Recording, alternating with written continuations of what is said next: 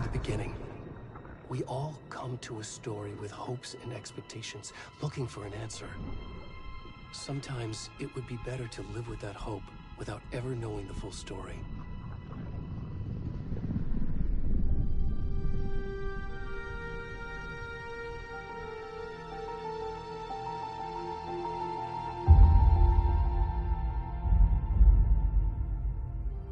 In a horror story, there are only victims and monsters.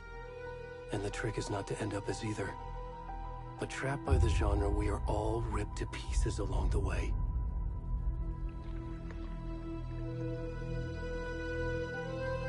This is not the story I hoped it would be. This is not the ending I wanted. This story will eat us alive.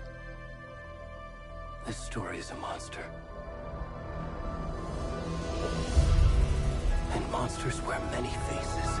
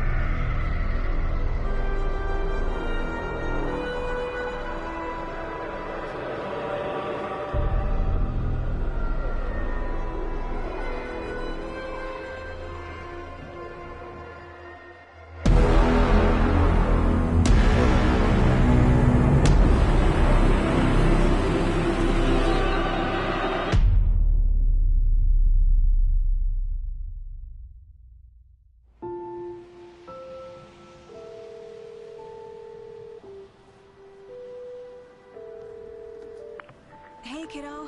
How are you? I'm good, Mom. How are you? This trip might take a little longer than I thought. I'm sorry I've been gone so much lately, Logan. Oh my god, Mom, it's not your fault people get all murdery. What happened? Just work stuff. Right. Well, Dad and I are just watching the latest episode of Night Springs here. Mom, it's so good. No spoilers! I'll let you get back to the show. You were supposed to wait and watch with me. I love you both. This is what happens when you go on work trips, Mom.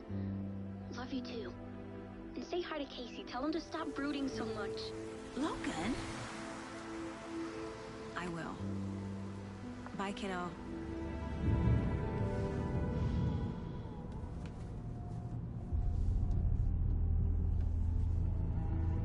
Logan thinks you should try cheering up. Snarky kid. Wonder where she gets that from.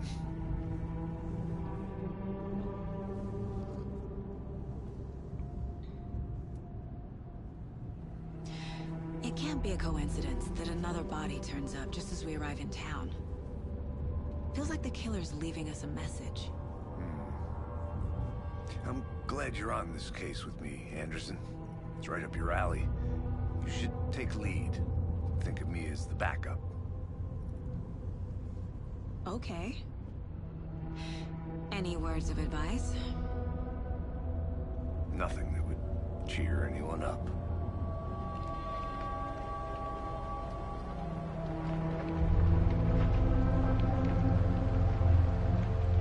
Here we are. Cauldron Lake. Time to get to work.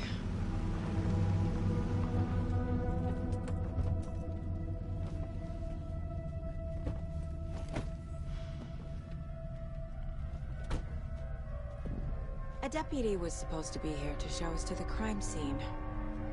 There's the car, so where's the deputy? Eaten by a bear? I'll check out that map.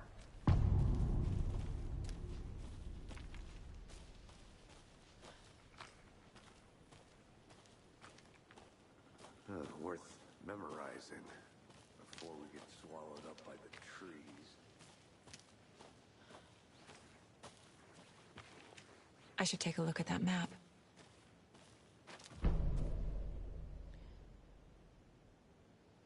You're the one who wanted to switch. I think I hear someone. I'm not walking all the way back. Could be our deputy. I can go take a look.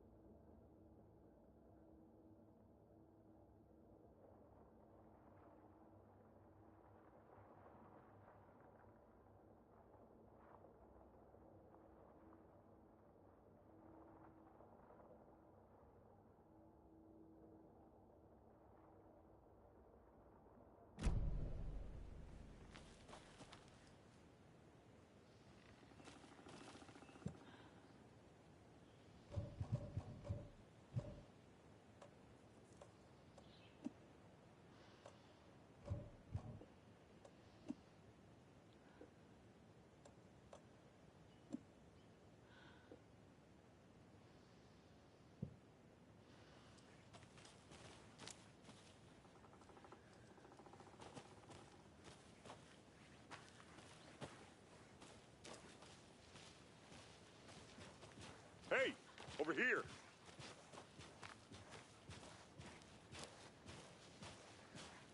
Hey there. Agent Casey, right? Sheriff Breaker said you'd be coming by to take over the case. You're half right. Anderson? Saga Anderson. I'll be leading this case. Seems you already know my partner, Alex Casey. Shoot. Sorry about that, ma'am. I'm Deputy Mulligan.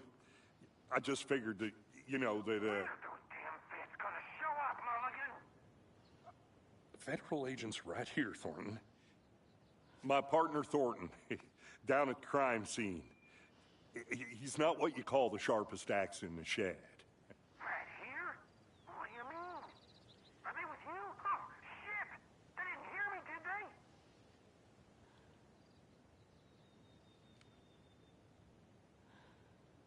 What can you tell us about the crime scene?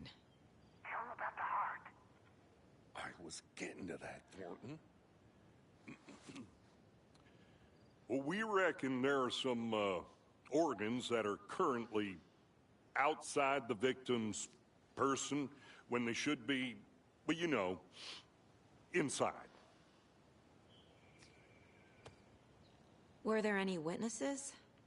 Yeah, a couple out-of-towners. I wonder what they were doing sneaking around the woods at night. Mention the city folk. It's pretty suspicious. Not that we have anything against city folk, right, Thornton? But don't worry. Sheriff Breaker took them back to town a while ago. I want to see the body. How do we get there? Oh, sure, that's real simple.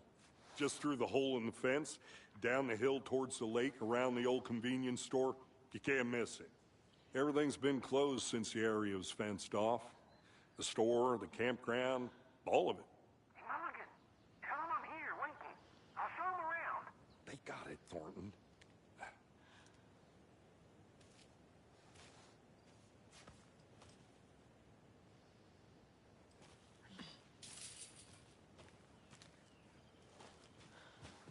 Before we get to the crime scene, there's time to review the facts of the case so far. Make sure I'm seeing the clues clearly.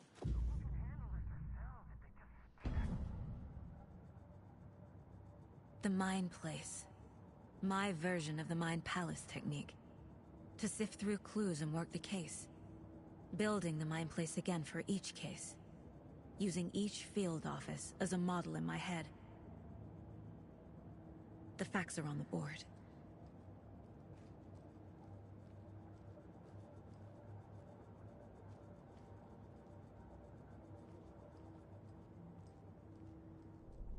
Everything we know about the previous murders. Worth taking another look.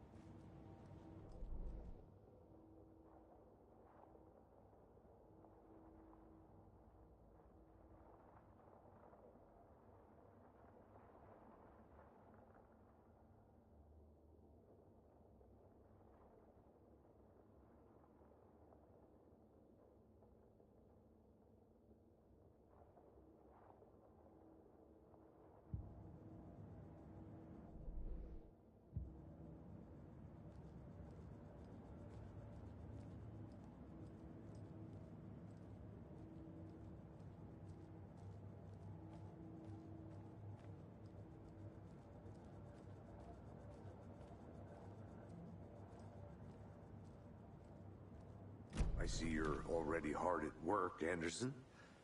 Close to cracking it? We're just getting started. Let's head down the hill to the crime scene. Fucking... gives me a headache. This guy.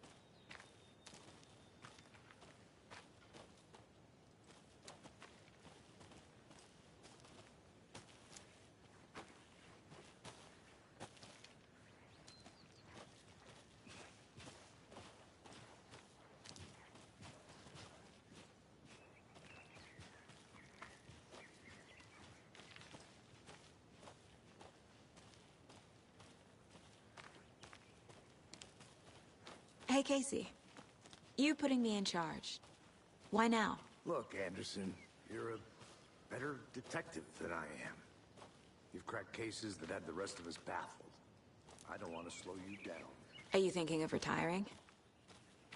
You know what happens to cops who say this is their last case. Mm-hmm. Real funny, Anderson.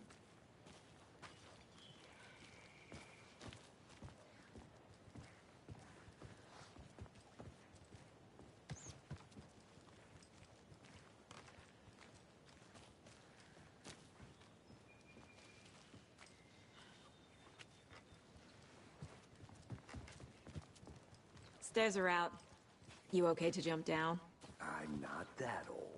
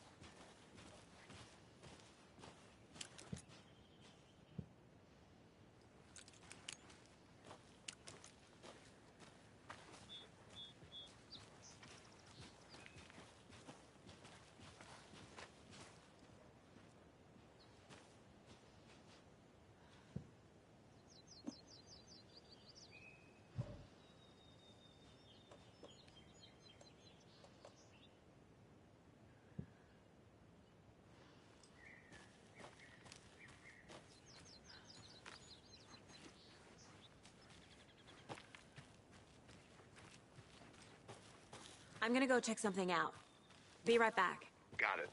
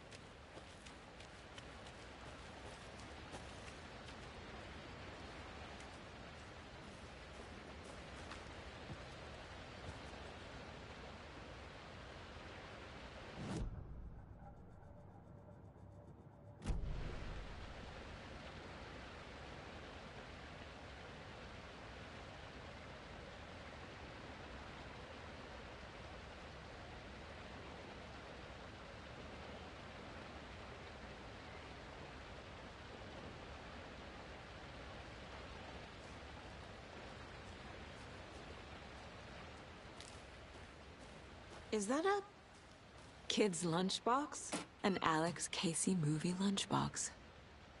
Casey hates the endless jokes about coincidentally having the same name as a fake detective. He hates those cheesy crime books, but he really hates the movies.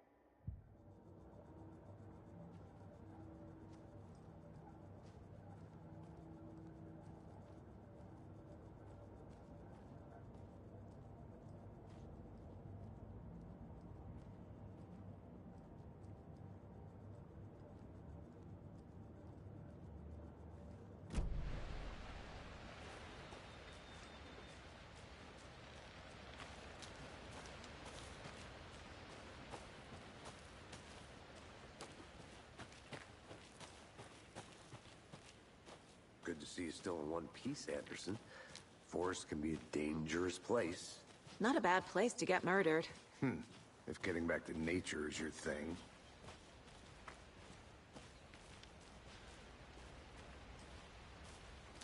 Damn. Should have brought an umbrella. I like the rain. The only thing around here that feels like home. You think the local law had the sense to put up a tarp? If they did, next coffee's on me.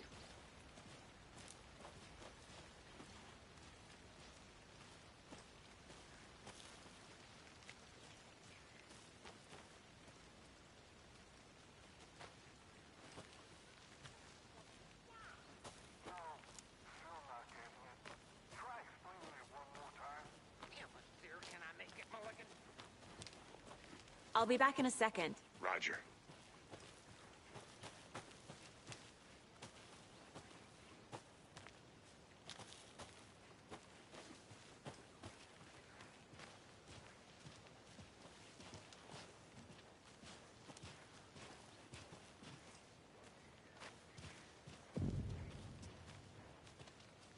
Hey!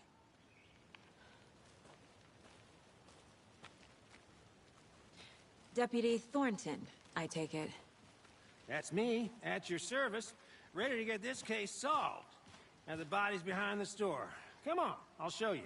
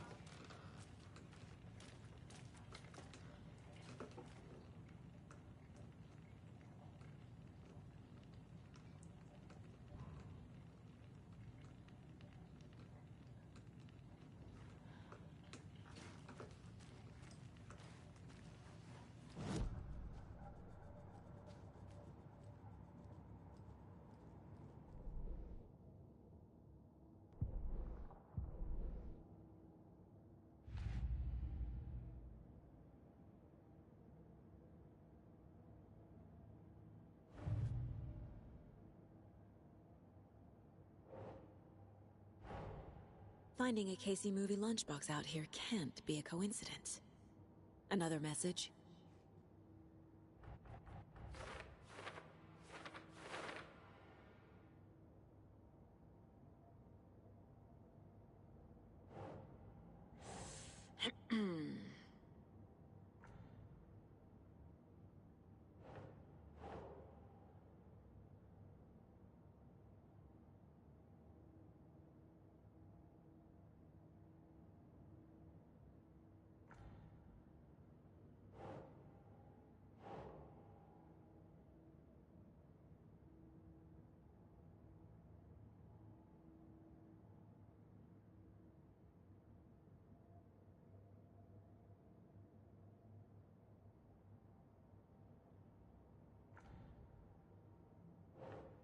Ugh.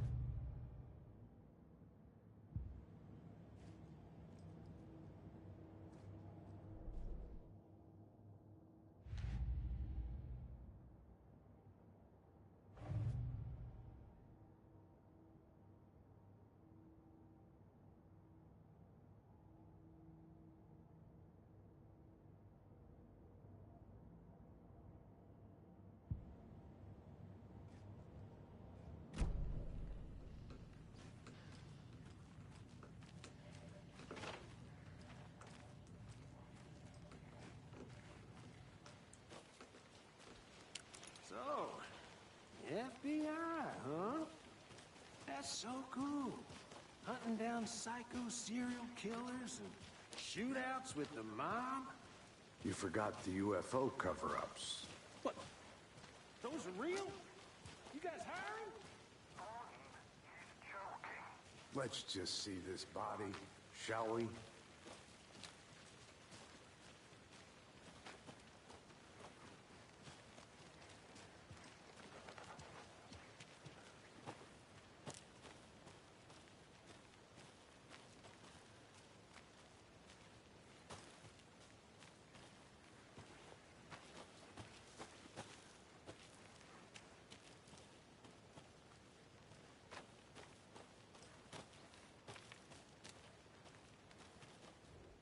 Wonder what's inside.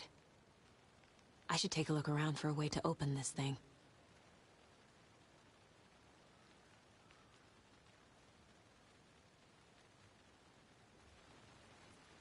A creepy twig sculpture?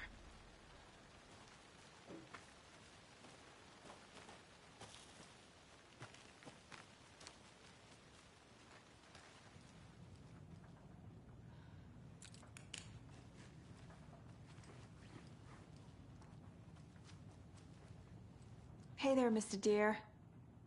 You remind me of a dream I had.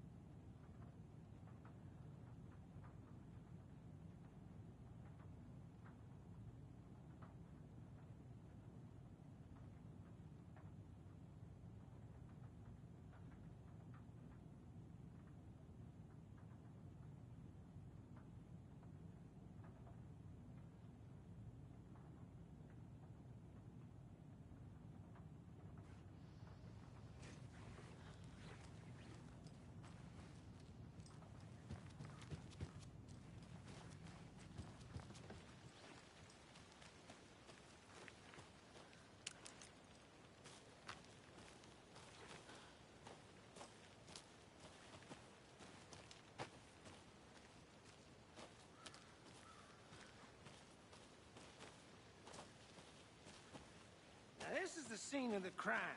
We found him on the table. And we didn't touch nothing, you know, procedures and stuff. Thanks, Deputy. No tarp. You owe me a coffee. Okay, let's start by examining our guest of honor. Does this fit the MO of the previous murders?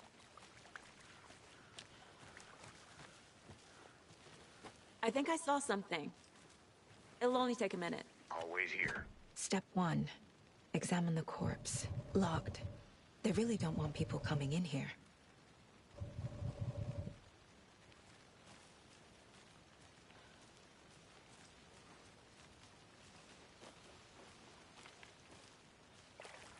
Wanna start by inspecting the body, Anderson?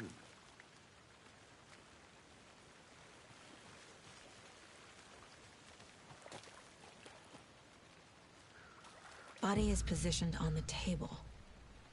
Ritualistic.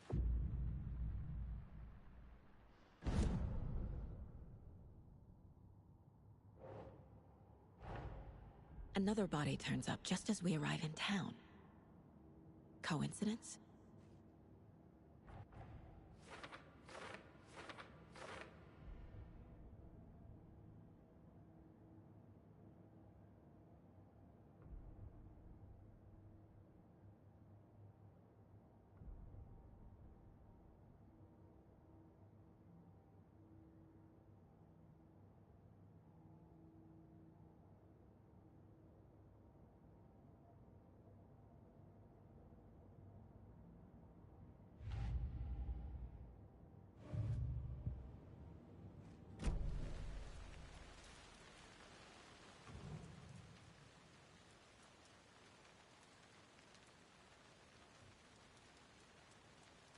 Bruising on the wrist from the cargo straps holding him down.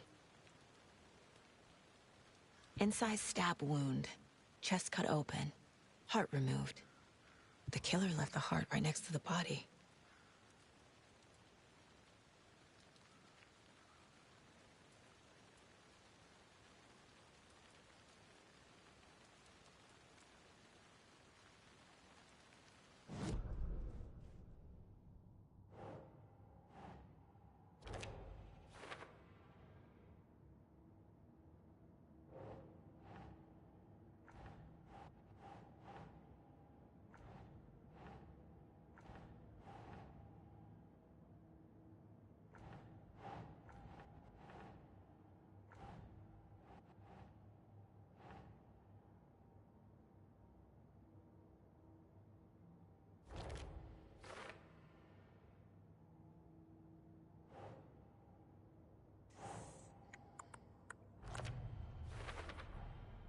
Heart removed from chest, strapped by the wrists. Definitely matches the previous murders. But this time the heart and the straps were left behind. More clues to work with. This makes 4 murders that we know about.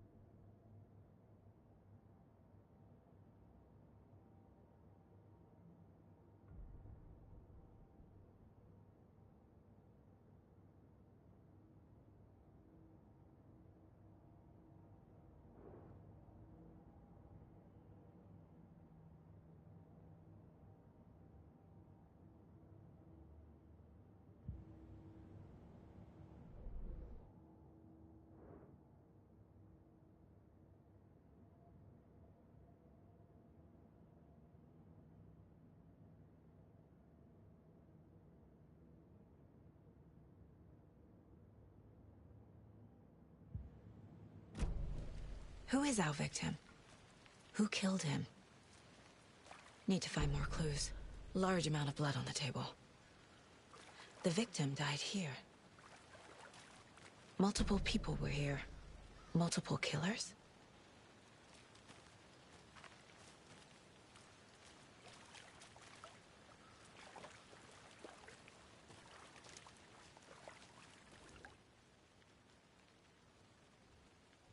Someone left in a hurry. Knocked the tripod over. Was it for a camera? Someone was drinking beer. They spent time here, waiting.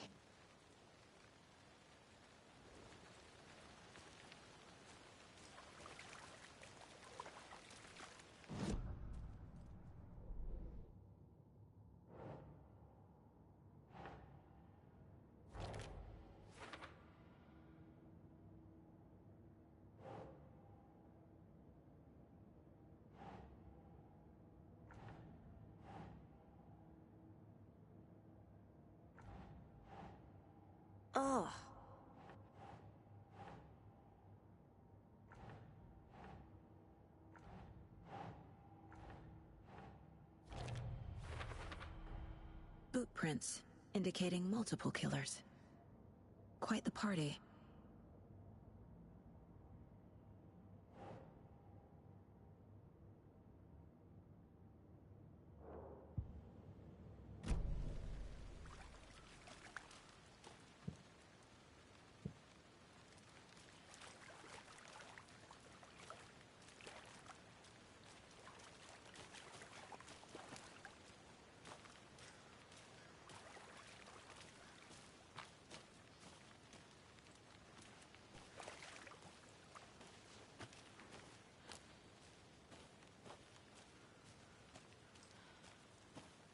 I'll look around.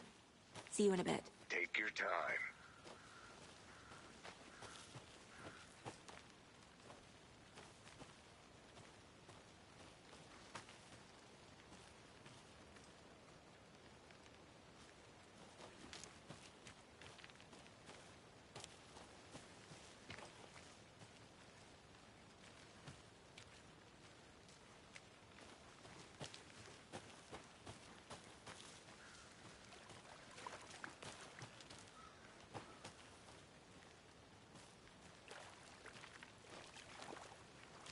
Any idea who the victim is?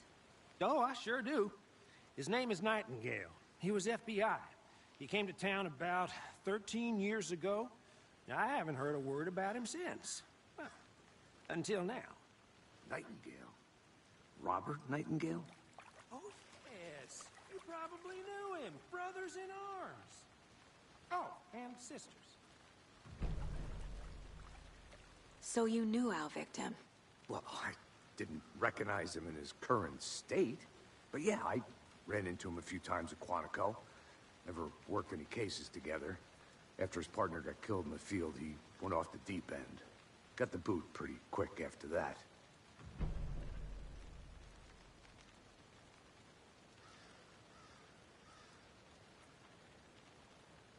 Nightingale went missing 13 years ago. 2010. The same as all the other victims. Certainly fits the pattern. Makes me wonder what was going on that year. Probably something this town wants to forget. So what happened to Nightingale after the Bureau let him go? I only know the rumors. Depression led to booze, booze led to paranoia. He got some wild ideas in his head, chased ghosts until he fell off the map. Guess he ended up here. I bet there's more to that story. But no happy ending.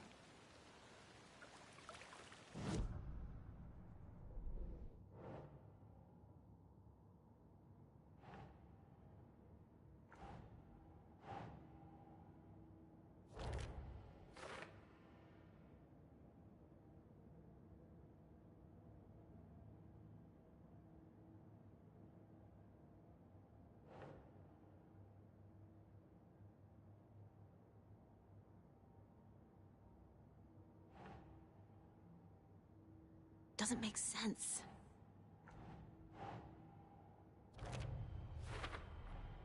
Robert Nightingale, ex-FBI, came to Bright Falls 13 years ago.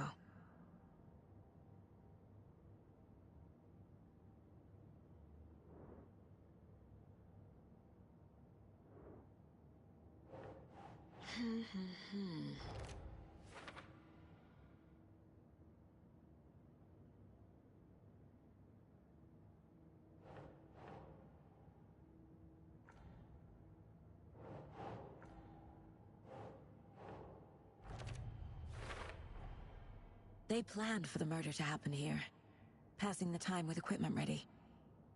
They were waiting for him. But why Nightingale? He's been missing for 13 years. Why here? Why now?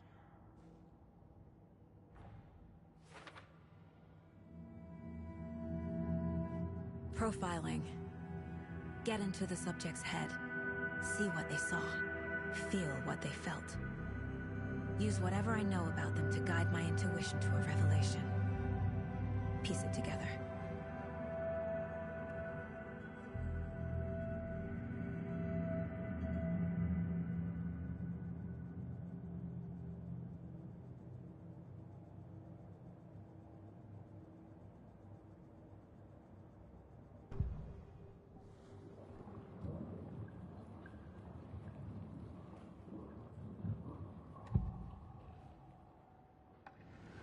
Agent Nightingale has been MIA for 13 years. How did he end up here? Up from the lake that's not a lake.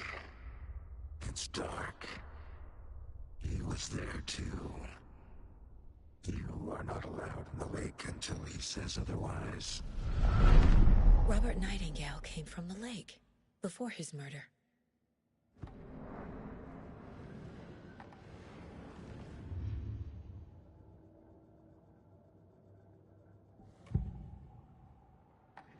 Nightingale was chosen as the victim. Why? Like the switch, it goes click. Lights are off. But somebody's home. Somebody's home. This wasn't some random act of violence. This was a ritual. And Nightingale a component. They didn't see him as a person.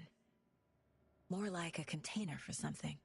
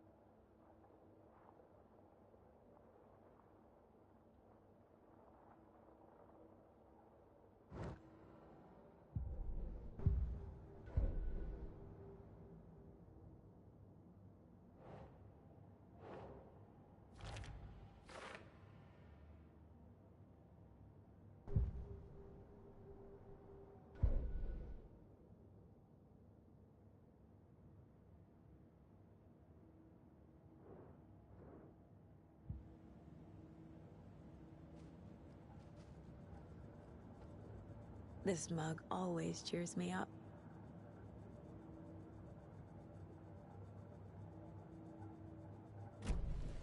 The lake is connected to Nightingale somehow. Casey, let's take a look down by the lake. Lead the way. Sounds good. This way, right? Right. Well, okay. Well, I'll just wait here.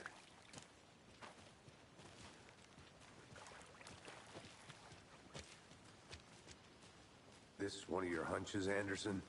Did something happen at the lake? I think Nightingale came up from that direction. From the lake. Probably looking for shelter. Safety. They were waiting for him. When you're ready, I'd love to hear what you put together so far. Sure. It's not that complicated. Nightingale was out in the woods alone at night, possibly nude. The killers knew he was here, ambushed him, dragged him to the campgrounds, strapped him to the table, cut his heart out. But then they were interrupted by those witnesses, the Bookers. The job is unfinished. That seems pretty complicated to me. What was this guy doing skinny dipping at this time of year? Haven't figured that part out yet. Lots of questions. Lots of answers for us to find.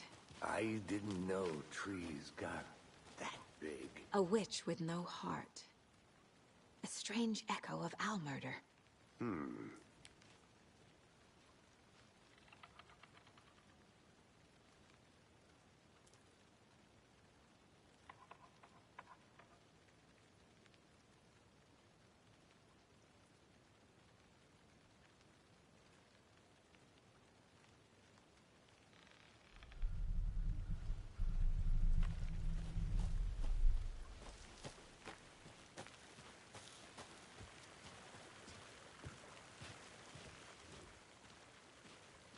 There's a piece of paper on the ground.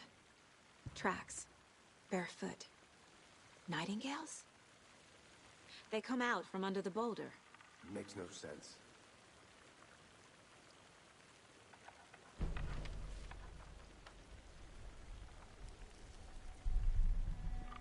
A page full of text on one side. Not a printout. Written with a typewriter. Old school. Lines scratched out and edits added with a pen. Like a manuscript. Page of a story. Killer left a message. It's for us. The text is about us. The victim was one of their own. FBI Special Agent Robert Nightingale. And then there was the page they found. The first step down into terrifying depths. Reading the words. These words felt like a message. Felt like a message. Someone knew they were here, someone playing a game with them. An invitation. How could they not accept, even if they knew it would end up hurting them?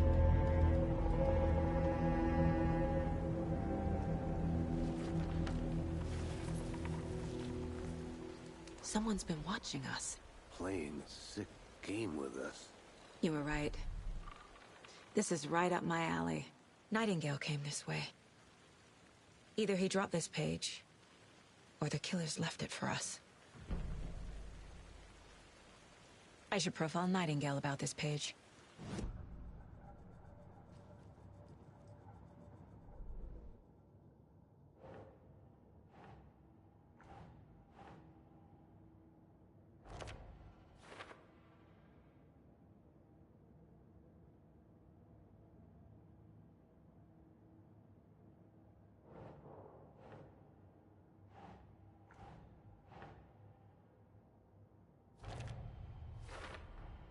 I think he came from the lake. But his tracks make no sense.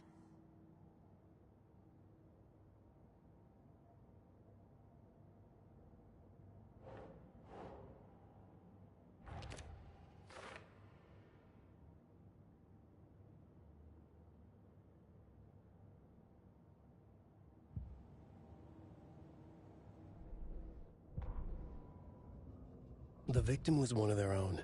FBI Special Agent Robert Nightingale, gone missing here 13 years ago. Now he had suddenly turned up, only to be murdered in a brutal ritual on the very day of their arrival. And then there was the page.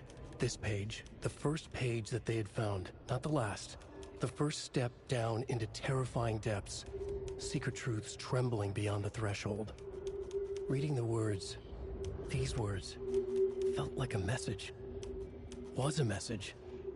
Someone knew they were here, what they were doing. Someone playing a game with them, leading them on. An invitation. How could they not accept? The sheer audacity of this impossible mystery presented to them, even if they knew it would end up hurting them.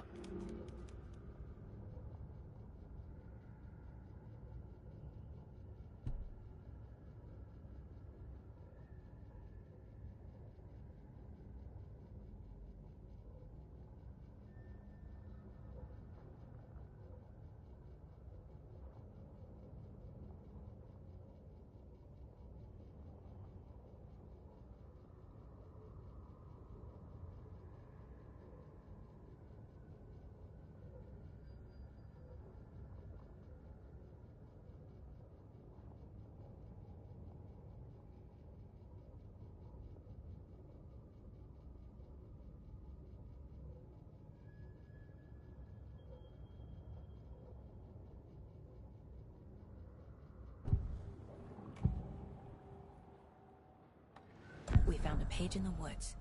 A story about these events. What is Nightingale's role in this? I carry his words close to my chest now. Inside, the awful truth. You must dig it out. Something was put inside him. In his chest. I must find out what.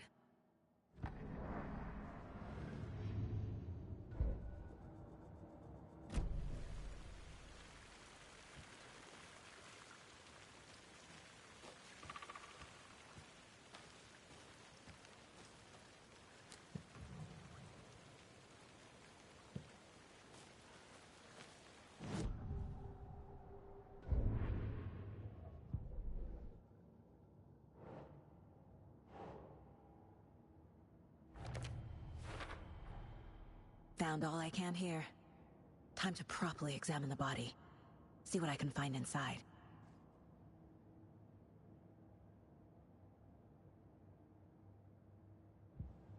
Casey, I think something's been put inside Nightingale's body. Let's tell the deputies to get the body to the town morgue. Okay. Whoever wrote that page made sure it read like a story. Like a scene from a thriller. I hate all of it. The text said we'd find more. I believe it. But what's the purpose? They're twisting events to create their own narrative to do... what? Entertain some fantasy? Projecting their desires? Are we characters or the audience? Witnesses to their design? All the above? It's all about control. Deciding what happens to who. Don't let it drag you in. Too late. I'm already hooked. I need the next chapter.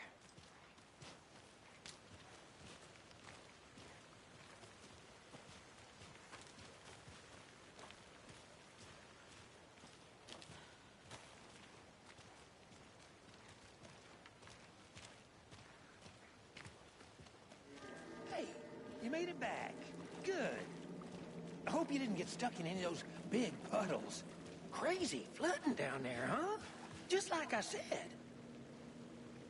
Deputy, I want the body taken back to town for a proper examination, ASAP. Well, sure. But the coroner won't be back in town for another week after Deerfest. Not a problem. I'll do it myself. Oh, and Sheriff Breaker called to say he's got the Bookers at the Oh Deer Diner in town. Oh, and I've got a key to the gate. It's a shortcut back to the parking lot just up the hill.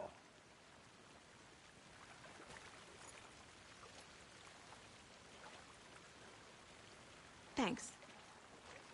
Let's get the car, drive to Bright Falls, and talk to these witnesses, the Bookers. At the diner, right? I could use a cup of coffee. Let's try that shortcut the deputy mentioned. Sounds good.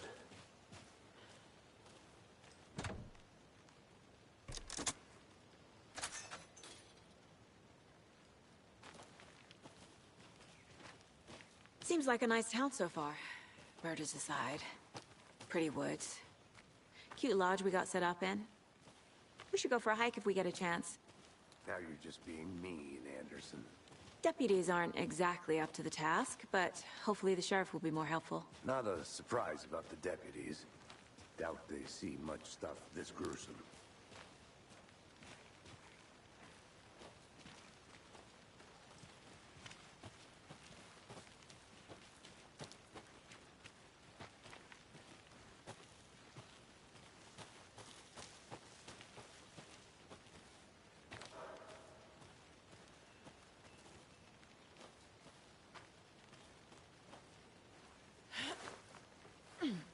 A lunchbox again.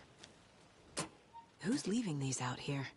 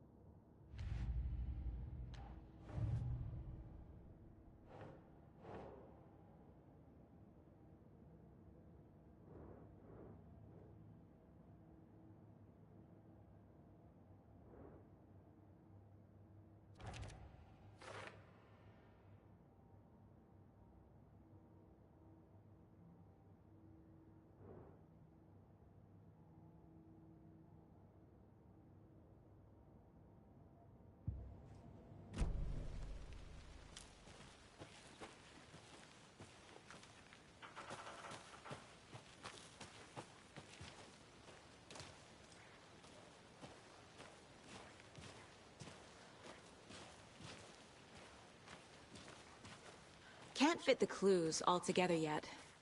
Heart removed, tripod, tracks leading to a dead end. A tripod? For a camera? To record a snuff film? Maybe.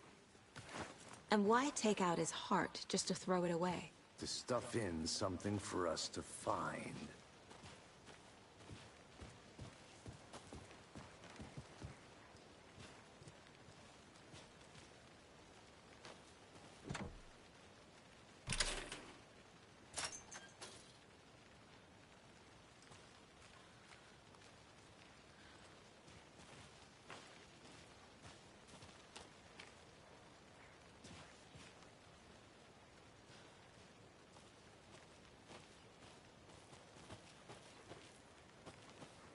I want to walk around for a minute. You know where to find me.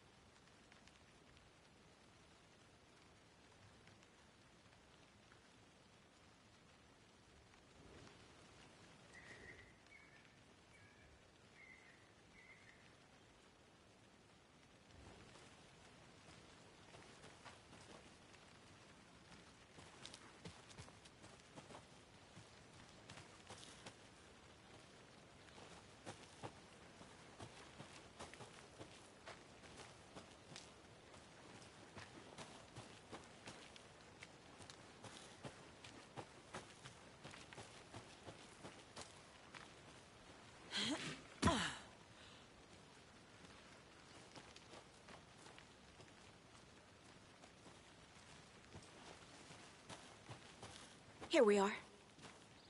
Let's drive back to town and meet the sheriff at the diner.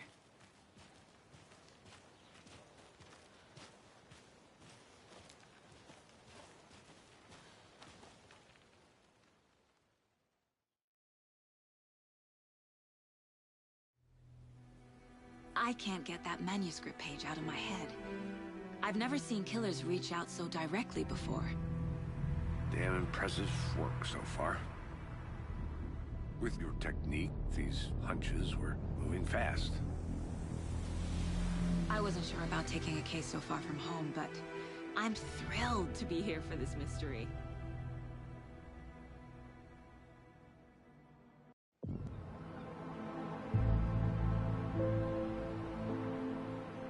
Need to swing by the lodge to get anything from the field office? No, I'm all set. I'll park there anyway. I want to walk to the diner, get a feel for the town.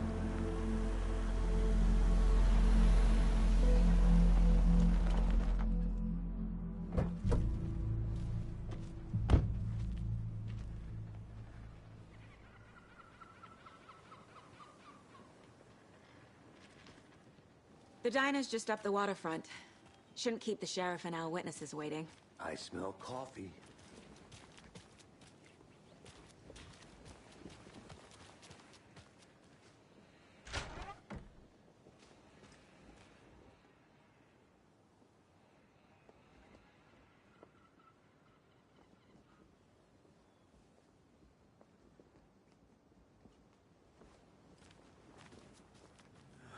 So sleepy. Just a few more days. Take care now.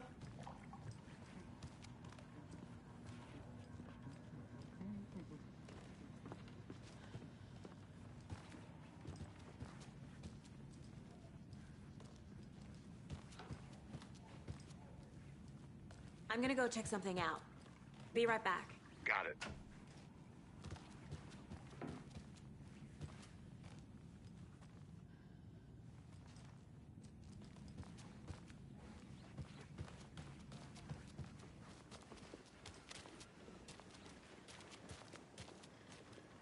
Hey, how's it going?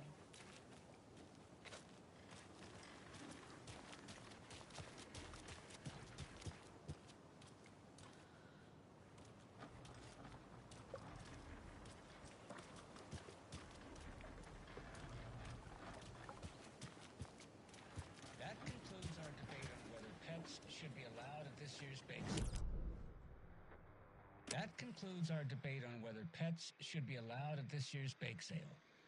For those of you just tuning in, you're listening to the Pat Maine Radio Hour, brought to you by Davis Family Moose Jerky. And boy, what an eventful day here in Bright Falls. By now, we've all seen the FBI setting up shop in town, and I'm sure you're all asking the same question I am. Did they bring all this darn rain with them? Deerfest is right around the corner, and we're all crossing our fingers for sunshine. So, I reached out to our top meteorologist for a weather update. She never responded, but I have her Uncle Tapio on the line from Watery.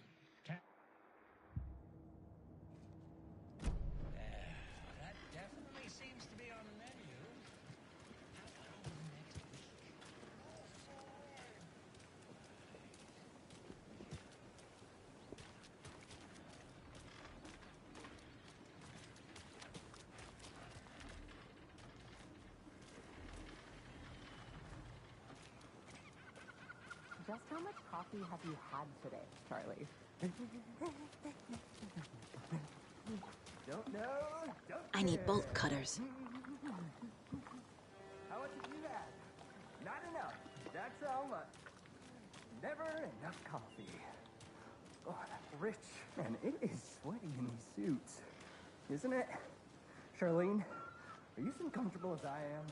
You don't think the amount of hot, caffeinated beverages you've downed has anything to do with it? I don't know what you're talking about. I'm in hell. Swamp Ass City. Change of topic, please. Not to toot my own horn, but I am pretty darn sure my... our float will be the belle of the ball at this year's Deer Fest. Just a few more days. It's a nice-looking float for sure. This is my first Deer Fest, so I don't know what to expect, really. It is the finest entertainment a town like ours has to offer. The happiest day of the year. Like Christmas, but better. Well, I certainly hope so. Let me guess. The FBI. Welcome to Bright Falls. It's nice to have you here. I got you both some coffee. Oh, it's Washington's finest. Nice to meet you, Sheriff. I'm set for coffee. You know, I wouldn't say no to another. I'm Agent Saga Anderson. This is Agent Alex Casey. Tim Breaker. And let me just say, I'm happy you two are here. Frankly, we could use the help.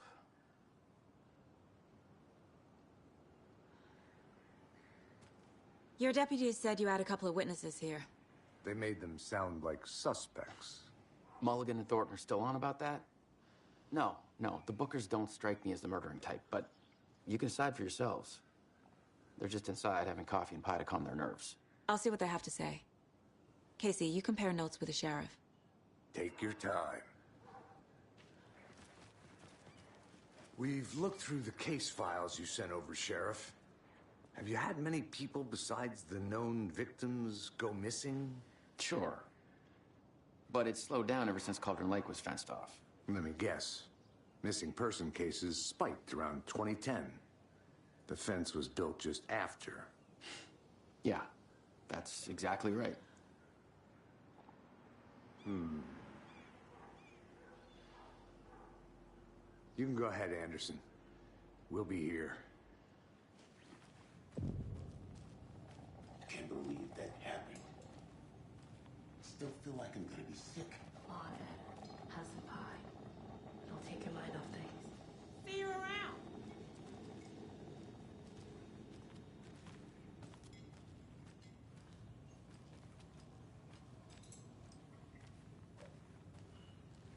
How can you be... Excuse me. I'm Agent Saga Anderson. Are you the Bookers? That's us. I'm Tammy, and he's Ed. Hello, officer. Just Saga is fine, Ed. So, are we being charged with anything? Because if not, we'd love to get back to our hotel and decompress after what we saw. Take a bath, scream into pillows, that kind of thing. We're not charging you. I just have a few questions. Nothing to stress about, okay?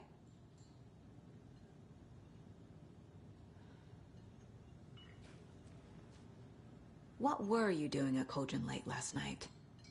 I'm a writer. True crime. We're here from New York, doing some research on a famous novelist, Alan Wake, who went missing here. I was down at the lake, getting some details. Perfectly legal.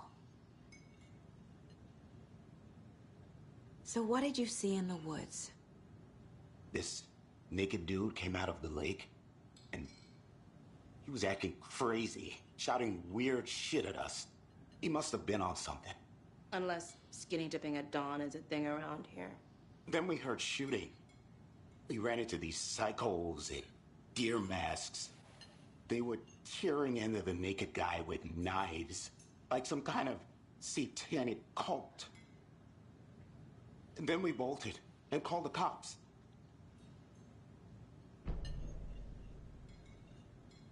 What makes you say it was a cult? The masks and knives aren't enough. They were shouting, "Cult of the tree, the cult of the tree, cult of the tree." Oh, and then we found it. The whole thing was terrifying. That's all.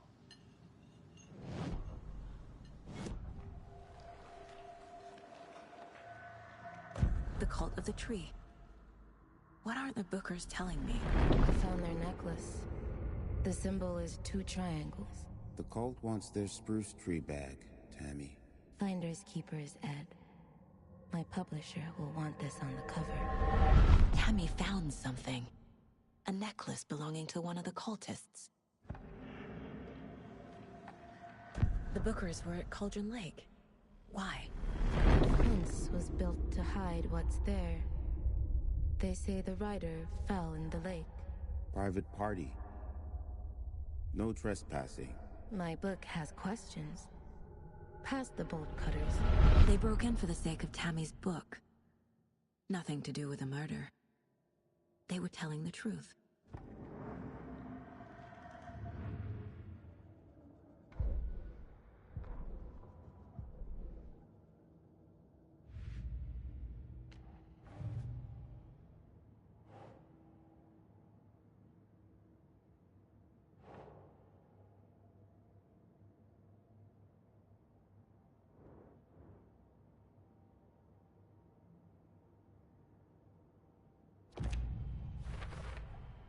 We're dealing with an organized group of killers, not a lone serial killer.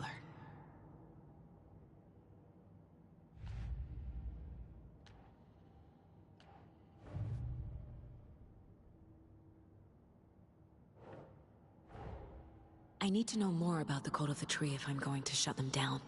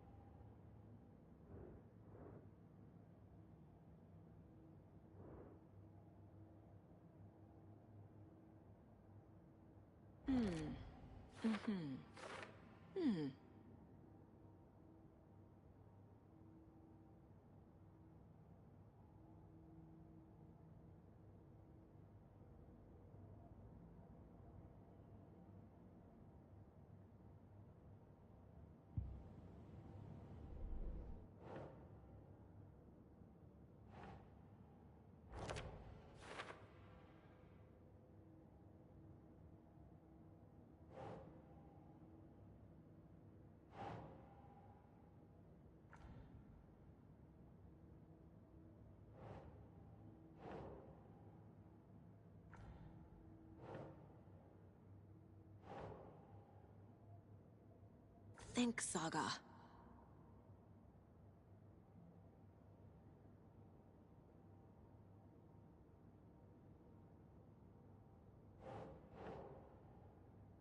Huh.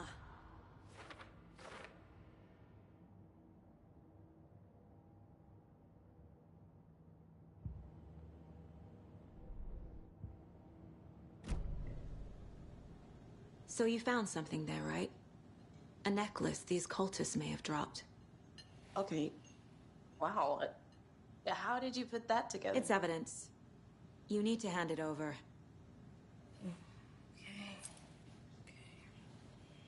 Told you not to keep that thing, Tammy.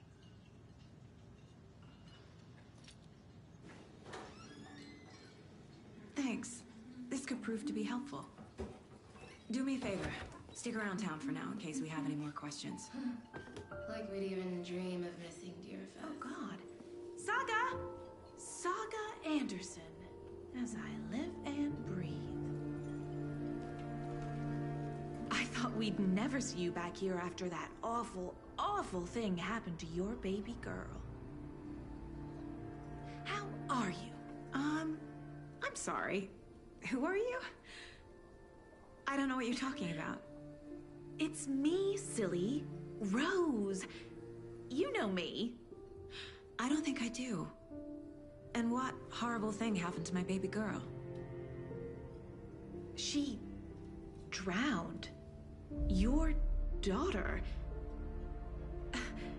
That's so weird you don't remember. How do you know I have a daughter? Oh, I know what this is. You're blocking out your traumatic memories. Happens on TV all the time. No. You're mistaking me for someone else. If you say so.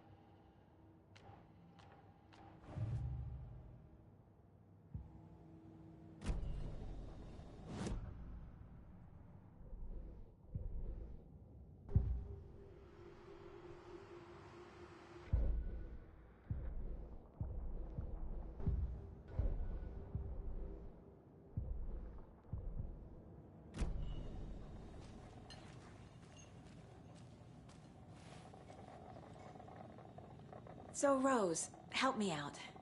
How do you think we know each other? We all know each other around here. It's been a while, but I never forget a face.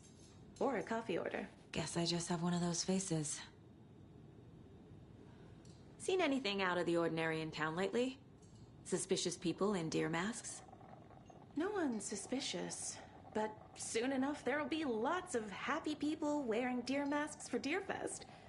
Practically everyone will be wearing one. Good to know.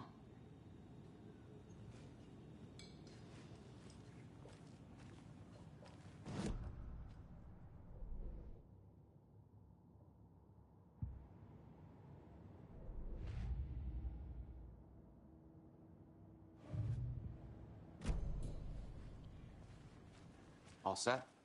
My guys have Nightingale at the morgue if you're ready to go take a look. Let's go.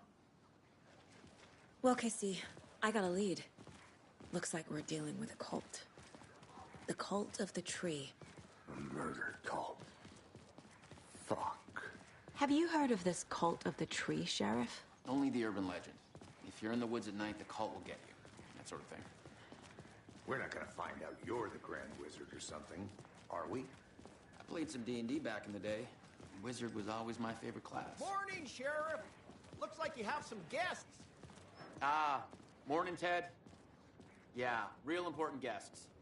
Deerfest. Always draws a crowd, right? Too true. More the merrier. Have a good one, Sheriff.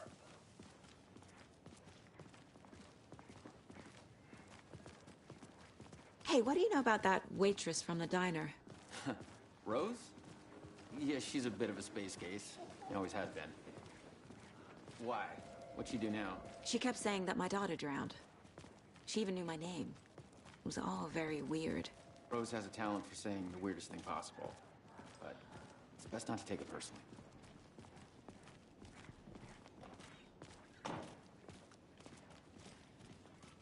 Hey, boss. Corpse is downstairs ready to go. Yep, in the morgue, all prepped. I'd like to take a closer look as soon as possible. Lead the way, Sheriff.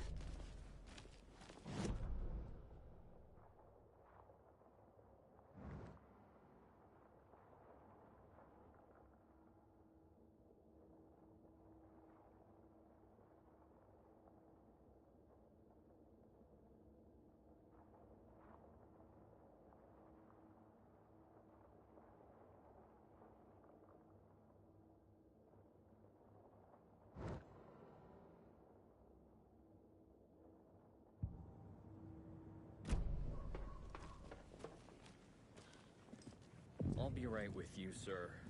Yep. Just here to pay my ticket. Whenever you're ready to take my money.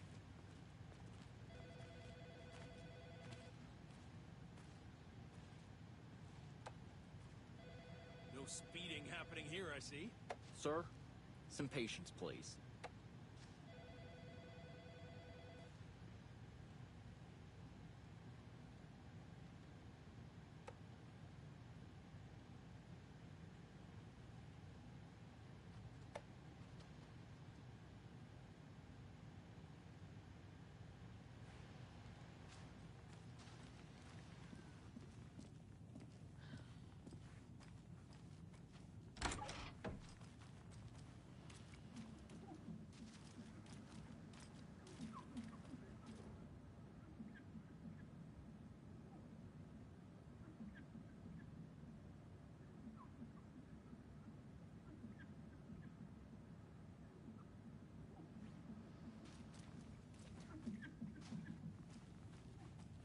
It doesn't budge.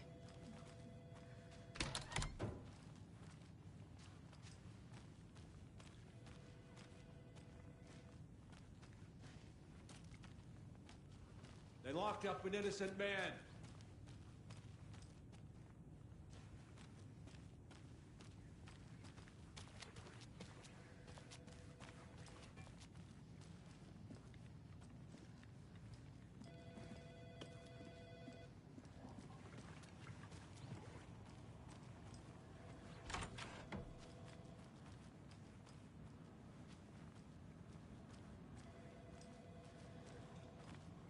Agent?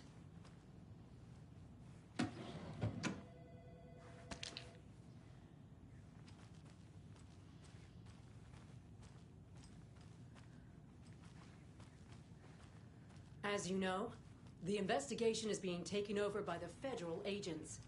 Sheriff Breaker wants us to cooperate fully. Aye, aye, ma'am.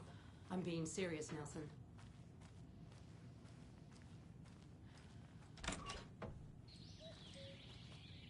Oh dear, I am a tourist, and it appears that I'm lost in the woods. If only had a tour guide also. It's bear season. Oh no, a bear. Help.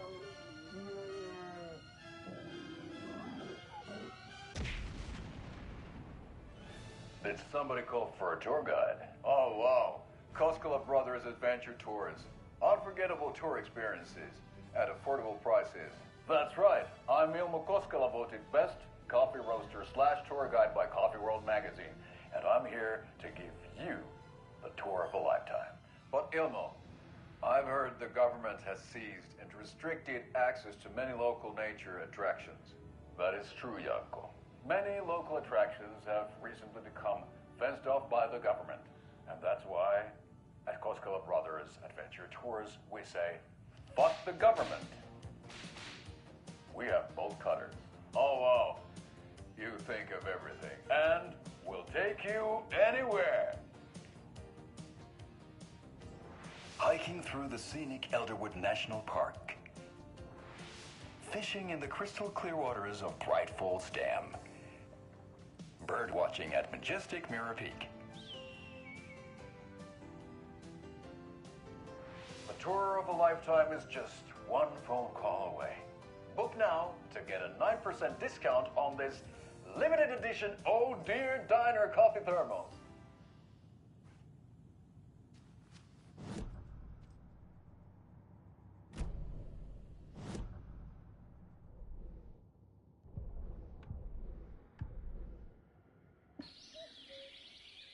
Oh dear, I am a tourist.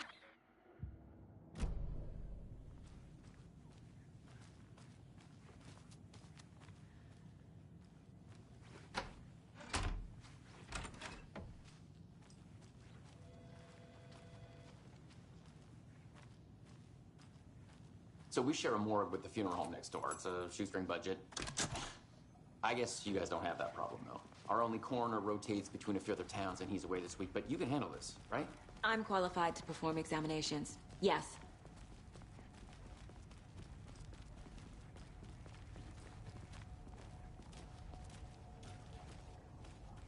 Something about morgues. They always cheer me up. Can't say I feel the same.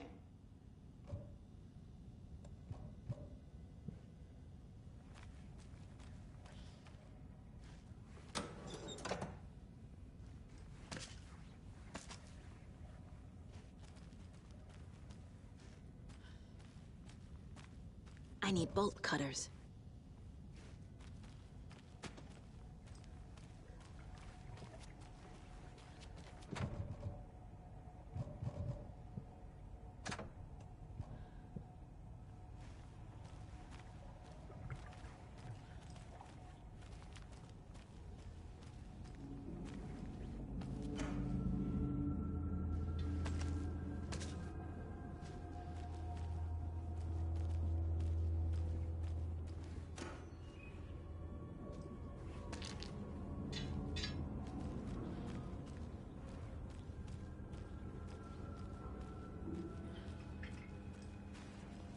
It won't open.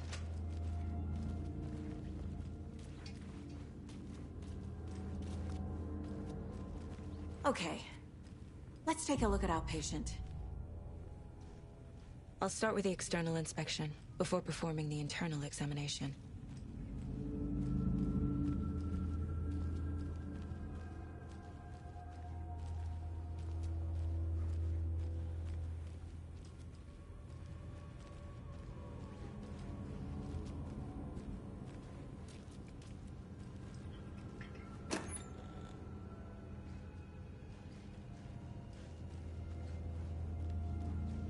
Can't be opened on this side.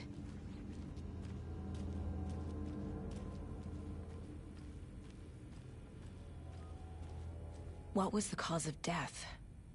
What other clues can the body give me? The body shows signs of being submerged in water, post-mortem. It doesn't add up. There's writing on here. Can't make it out. Writing? How'd they manage that? This looks like text. A tattoo? Nightingale didn't strike me as a tattoo guy. Defensive wounds. He put up a fight. Aha. They did leave something inside his chest.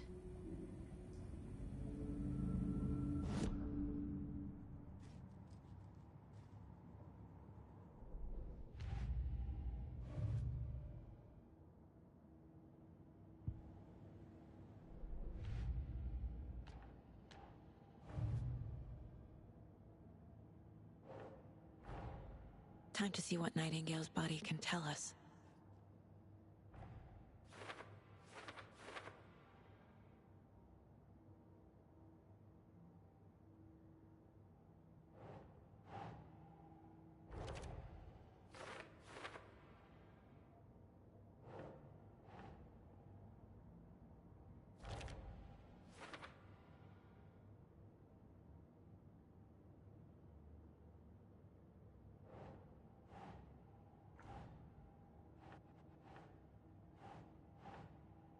Huh.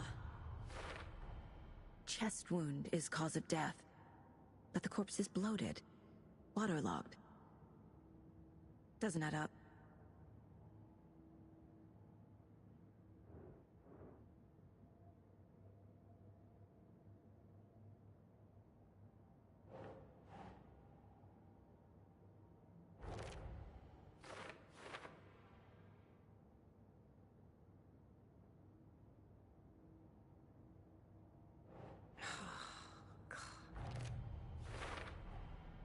There's definitely something in his chest. Did the killers leave it there?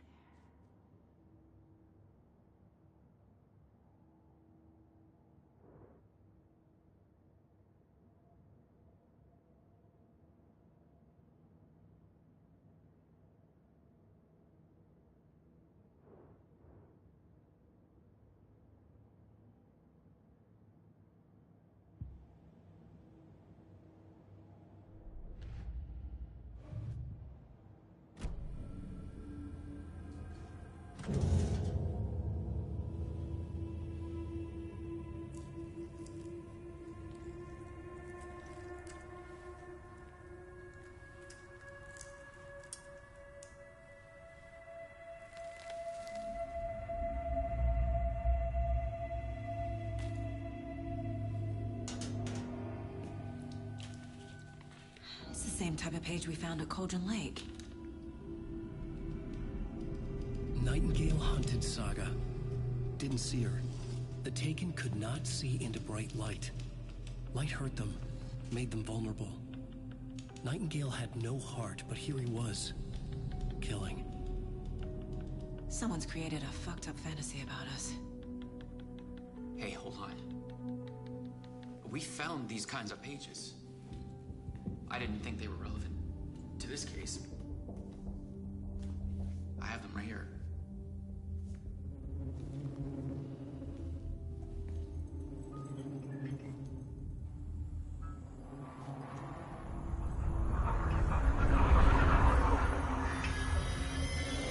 No, wait.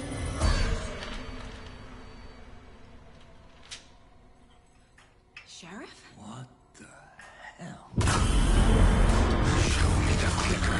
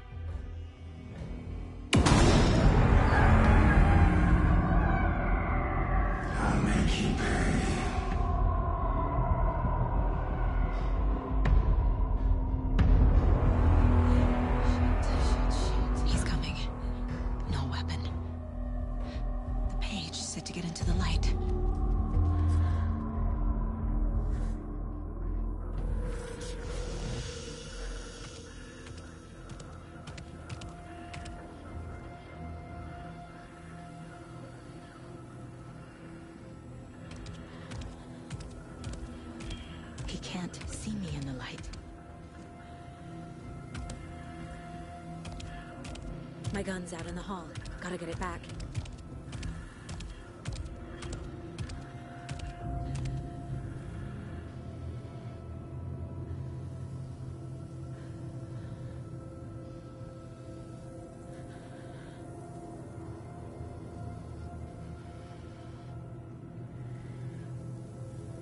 Gotta move. Now.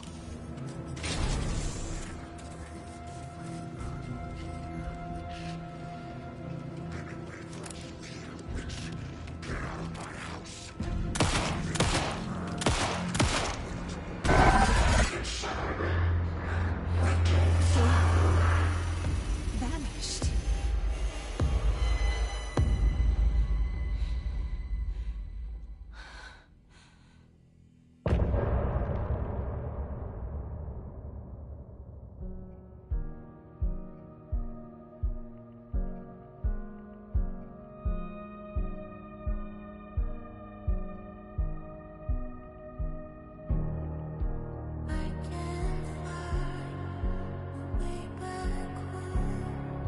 Since I fell down this rabbit hole, I love you so, but I had to go to find something of my own.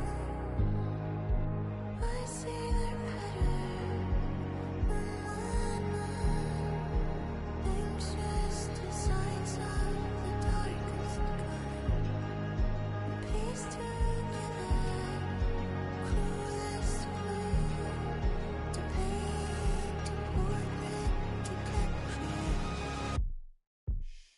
I was never through the night. I see what's coming into the light. My eyes to see what's inside. Even behind the smile. Follow you into the dark. Follow you into the dark. Follow you into the dark. Follow you into the dark, dark, dark, dark. Follow you into the dark. Follow you into the dark, dark, dark. Follow you into the dark. Follow you into the dark, dark, dark, dark. Follow the deer to follow the hole. I'm fighting to save my legs from now. I cannot feel right by my side, even in this place inside my mind. I see patterns in my mind, anxious design. He didn't have a heart, but he still got up. The page predicted all of it. It helped me fight him. He just disappeared? What the hell is going on here? We need to figure that out if we're gonna do anything about it. Somehow we need to make sense of this. There's no rational explanation to what we just saw. I'd love to blame this on mass hallucination caused by inhaling volcanic gas, but we both know that's bullshit. This was supernatural. Well, I'm glad you were the one to say it. Now we can figure out a way forward. Right before things got crazy, Sheriff Breaker just vanished. Maybe the sheriff knew more than he was letting on. He seemed anxious, like he dreaded what was coming. One more mystery. The victim of a ritualistic murder turns into a monster. Is there a connection? Looks to me like the cult of the tree is performing rituals to create monsters. Maybe. We need to start with learning this cult's goal, their purpose.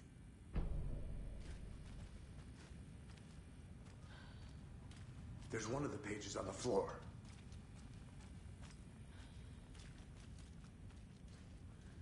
Saga was back at Cauldron Lake. Saga had to pursue Nightingale. Into the overlap. Finding a way in would be difficult. A ritual. Saga would learn how. Stop the monster.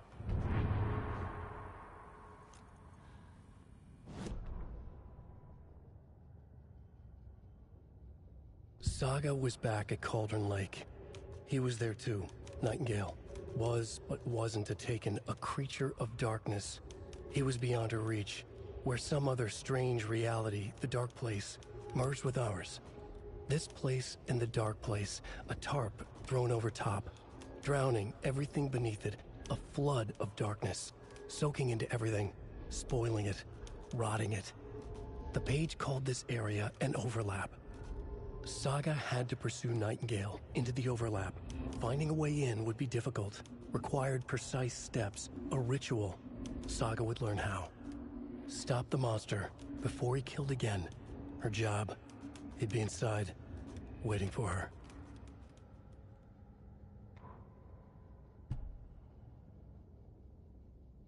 The autopsy room was a mess, like a bomb had gone off. Nightingale hunted Saga. Didn't see her under the light, lurched past her. The Taken could not see into bright light. The light hurt them, hurt the darkness in them, made them vulnerable. I flick the switch, it goes click. Show me the clicker, lights are off, but somebody's home. Hemingway brought you here, witch. Get out of my house, Nightingale shouted. A wave of terror crashed through Saga's head. The awful truth. Nightingale had no heart in his chest, but here he was, killing a monster. The world had lurched out of balance. You found yourself trapped on the far side of the mirror.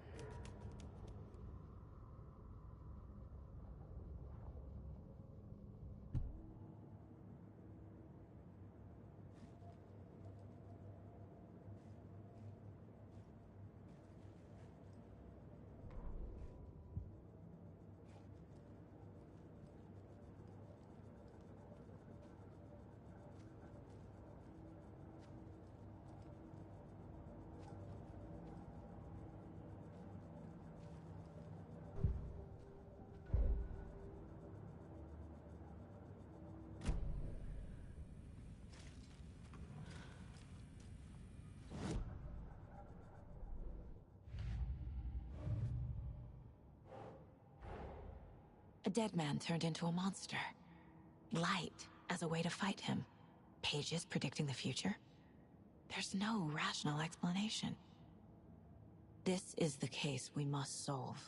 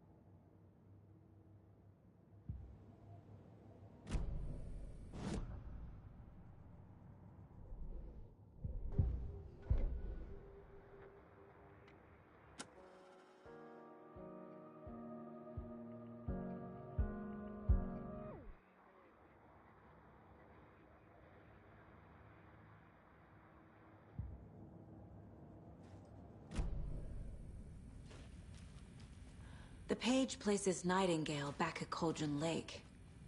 Calls him a Taken. We need to head over there, stop him, before anyone else gets hurt.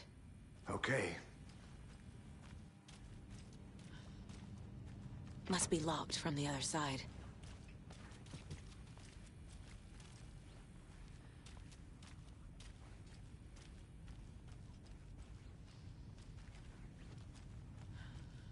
The heart is gone too. Did the fucker take it with him? We heard gunshots. Y'all okay? Did you get spooked by the bodies? Sheriff Breaker disappeared. Nightingale turned into some sort of a monster, and there are offices down. You two handle things here. We need to get back to Cauldron Lake immediately. Fuck me. That's terrible. We'll do what we can, man.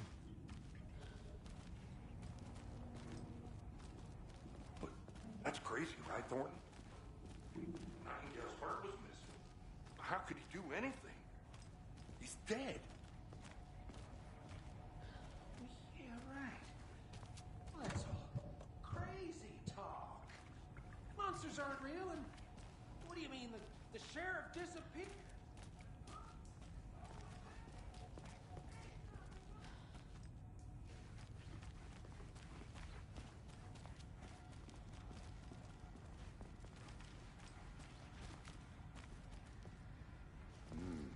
They're a fine pair.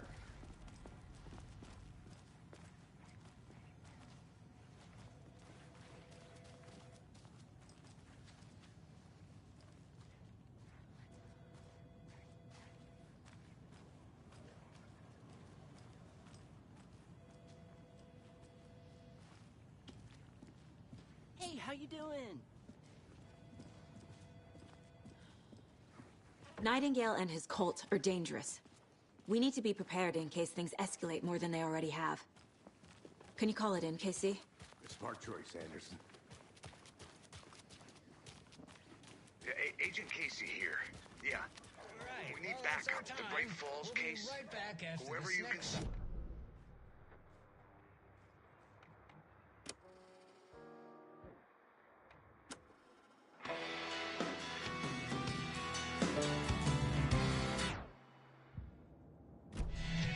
But it's our best lead. I'm gonna take a quick look around. Meet you back at the car. See you in a bit.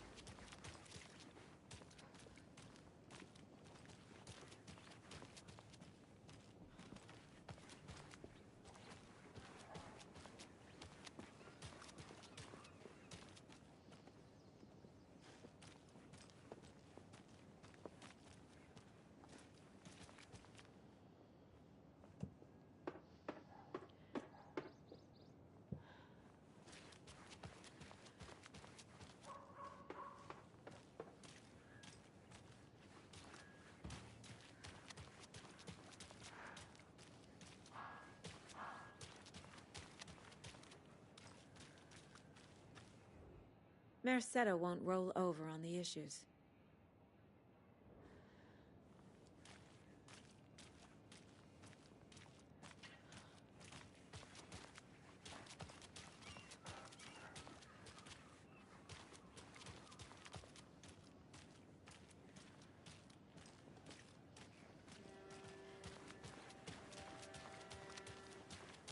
Did you check out the town, Anderson? Just getting my bearings. Ready to go? Waiting on you.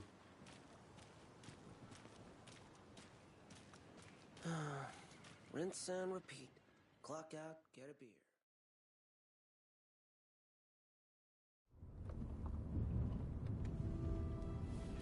I need to come clean, Anderson. I know why Nightingale was here 13 years ago. He was chasing a writer, Alan Wake. Tammy mentioned him. She's writing a book on his disappearance. You know the detective character from his books, Alex Casey. Yeah, I've heard the jokes at the office. Cold case Casey. Murder case Casey. Sorry. Haha. It's the same name, similar job. It's the first thing anyone thinks of. It annoyed me, but that was it. Then, 10 years ago, I started getting strange letters in the mail. Fragments of prose describing murders. You've heard the stories about what happened in New York.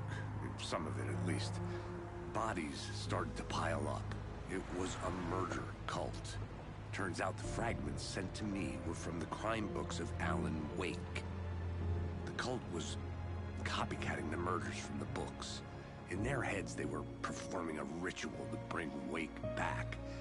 Their imagined prophet. After that case, I started looking into Wake's disappearance on the side. And you thought this case might be connected to him? His name does keep popping up. I just wanted you to have all the facts. Next time, give them to me before we find ourselves in the middle of a horror story.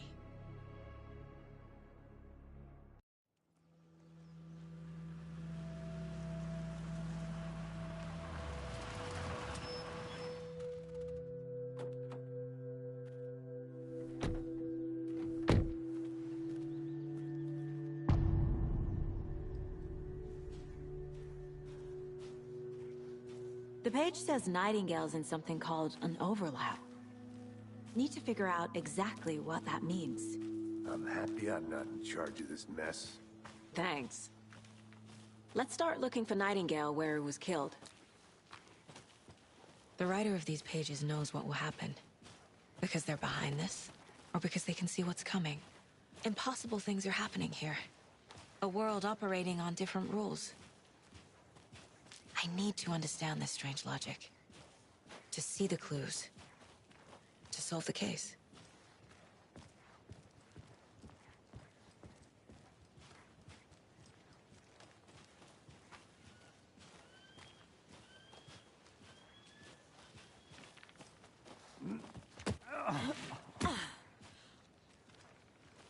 I've been thinking more about the Cult of the Tree. What sort of cult refers to themselves as a cult? In my experience, they don't.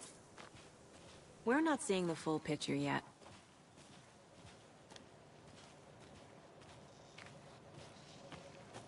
Hey, hello there. How are you folks doing? Those restricted areas don't do a damn thing. Hello. Saga Anderson. Are you two supposed to be here? I'm Ilmo Koskela. Fantastic to meet you. And yes, Stephen here hired me to show him through the woods. He's in town on important government business. Fixing this impressive piece of hardware. I work for the FBC, ma'am. I'm authorized to be here. And I bet you two are here about that murder. Nasty stuff. How's it going? How did you hear about the murder, Ilmo? Do you know anything that could help us? People tend to tell me things. The Koskela brothers are kind of a household name around here. Speaking of, if you're looking for some fun, stop by Watery. Just down the road from Bright Falls, there's our Coffee World amusement park. There's sauna ja vihta. And we offer a variety of guided tours, hunting, fishing, hiking, whatever strikes your fancy. You name it, we probably got it. What is this thing? It's just a monitoring station, ma'am. The Federal Bureau of Control checks volcanic activity and air toxicity levels. No need to worry, though. It's mostly for research purposes. That's one gorgeous weather saga. Looks Nordic. I bet a family member made it. My mother made this sweater for me. How do you know? I knew it. My mom used to knit those sweaters for me and my brother. Watery, my hometown, was founded by Finnish immigrants. So between your name and the sweater, I figured your family might be from Finland too. Suomi, Finland. Ulla, Karjalanpiirakka. Close. My mom's family is from Sweden originally. I don't know much about them beyond that. The sweater is just something to remember her by.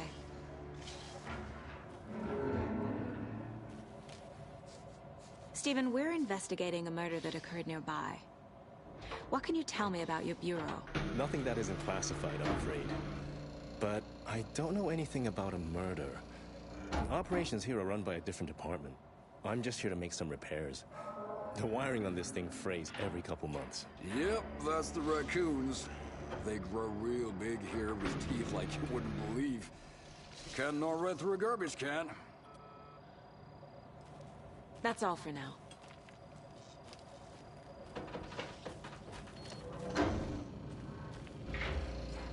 What'd you find there, Steve?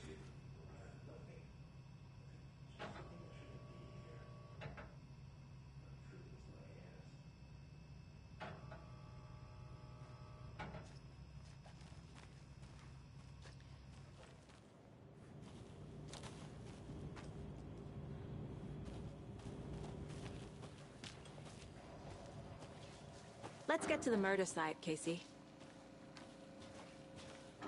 I'd be happy to get you VIP tickets into Coffee World.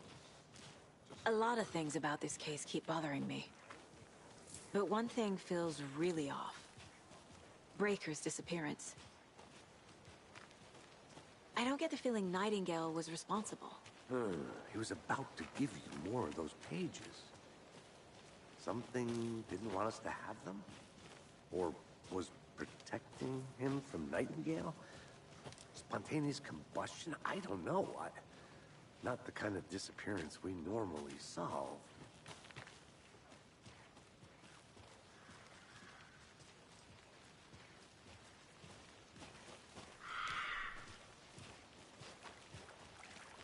Our crime scene's drowning. I never minded the rain. Feels like home. No sign of Nightingale. But the page did place him at Cauldron Lake, in an overlap. So how do we follow him there? Maybe something around here will tell us.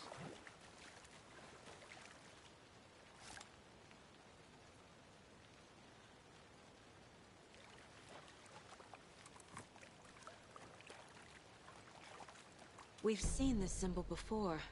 Good eye.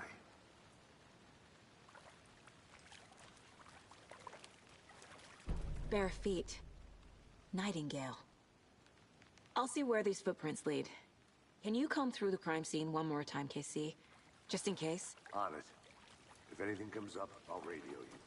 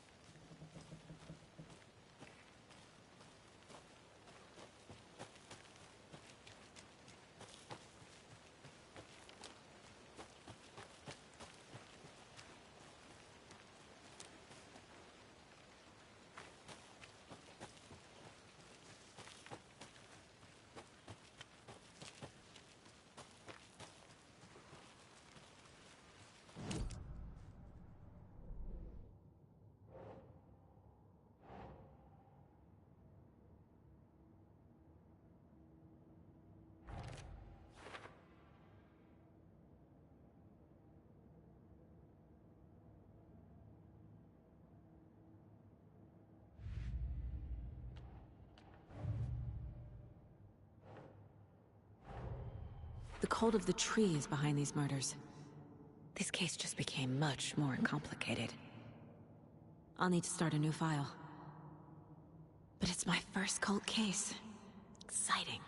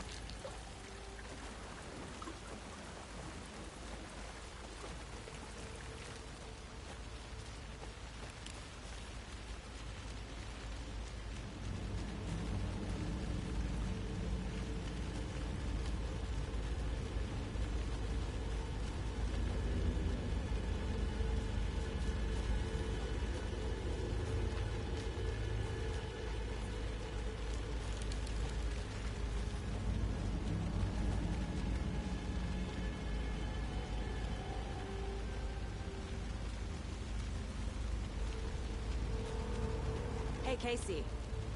What's the far's favorite shape? Please, Anderson. Just one case without the A triangle. I don't get it. Yes, you do.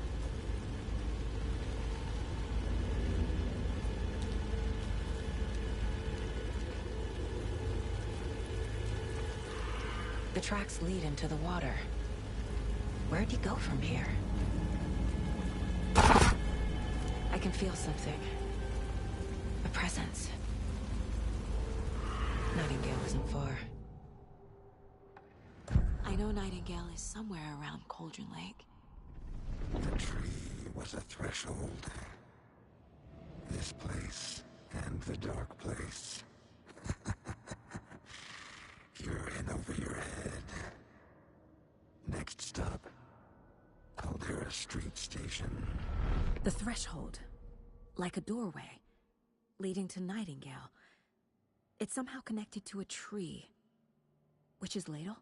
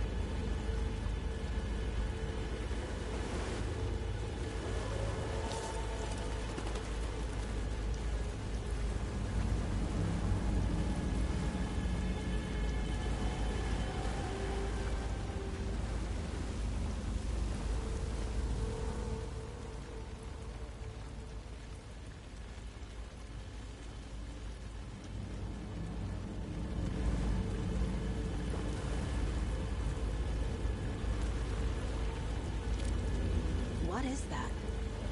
Seems like it's reacting to the light. These aren't the same tracks that were here before. They're headed into the tree, not out of it.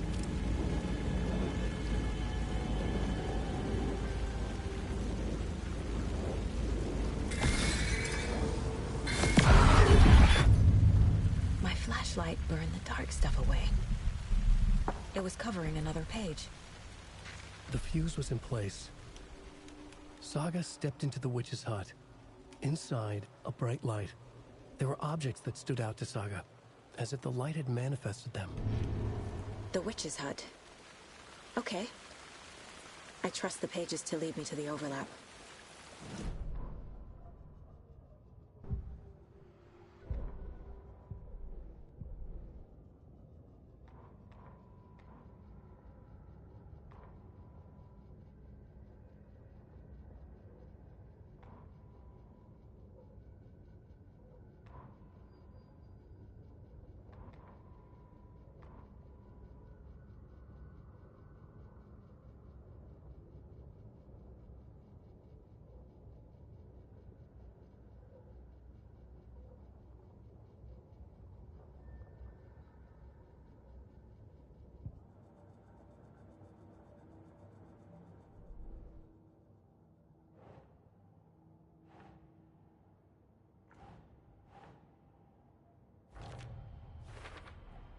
Is Witch's Ladle the doorway into the overlap?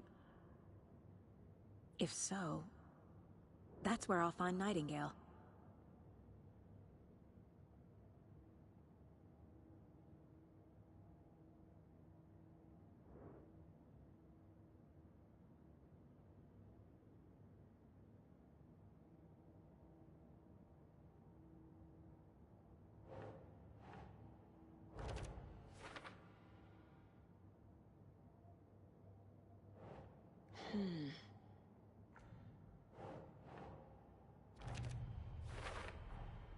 Light is the key.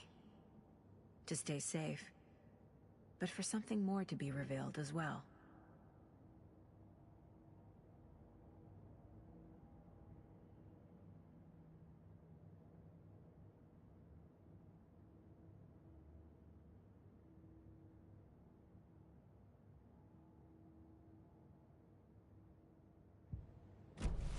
I need to find the witch's hut.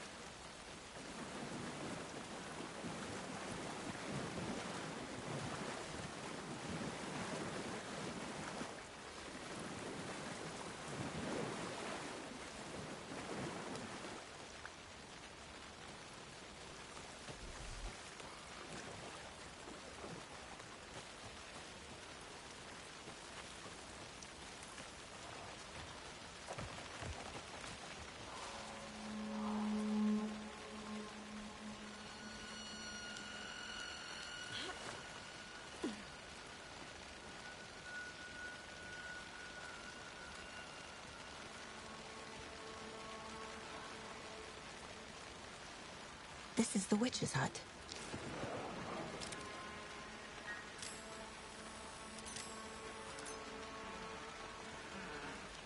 Anderson, thought I saw something in the woods. Probably just a deer, but I'm gonna check it out. Okay. I found another page. This fuse is busted.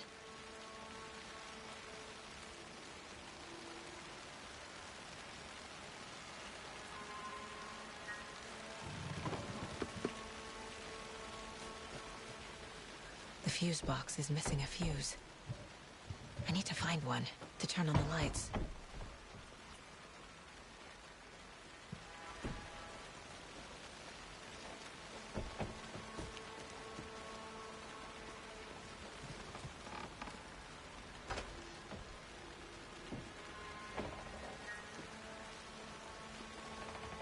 The page described the hut being lit and mentioned a fuse.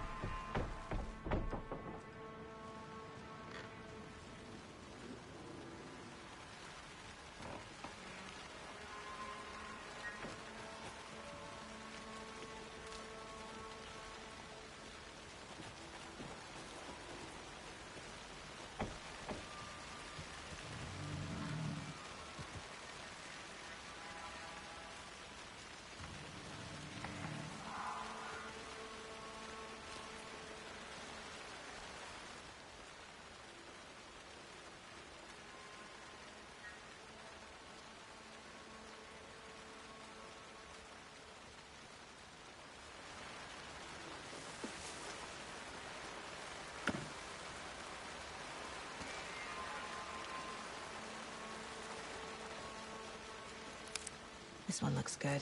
People should really stop littering, though.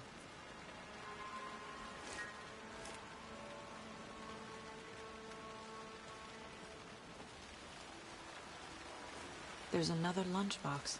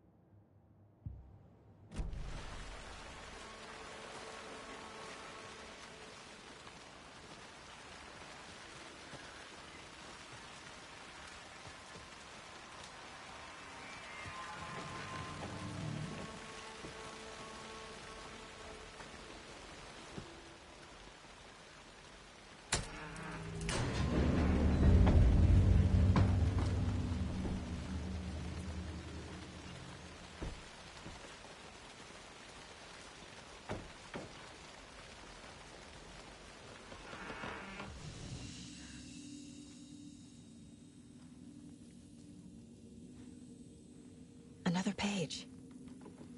Making progress. The image of the witch in the sign. Saga addressed the witch. The smudged line on the heart. The second part recited from memory. I brought you the heart, witch. Show me the terror. Saga pushed the heart through the hole in the sign.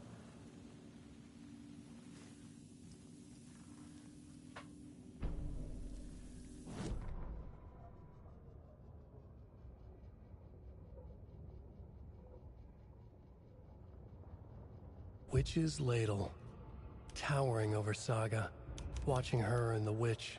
The image of the witch in the sign. Nightingale's heart, a cold, dead lump in her hand. Her definition of sanity had changed since she arrived in this town. But she trusted the pages. Was forced to. Saga addressed the witch. She squinted to read the first part of the ritual words. The smudged line on the heart. The second part recited from memory. The words she had read on the page. I brought you the heart, witch. Show me the terror. Saga pushed the heart through the hole in the sign. This was the key. The tree was the threshold.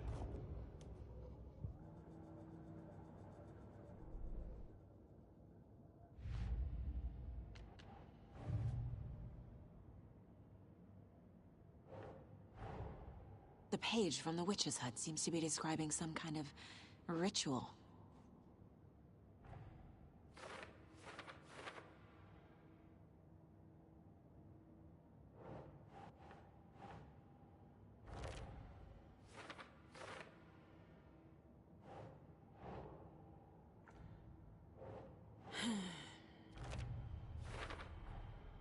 To get into the overlap, I need to find Nightingale's heart. Read the line imprinted on it, plus the line on the page to the witch's ladle sign. Then push the heart through the hole in the sign. Nightingale's heart disappeared from the morgue. Where is it now?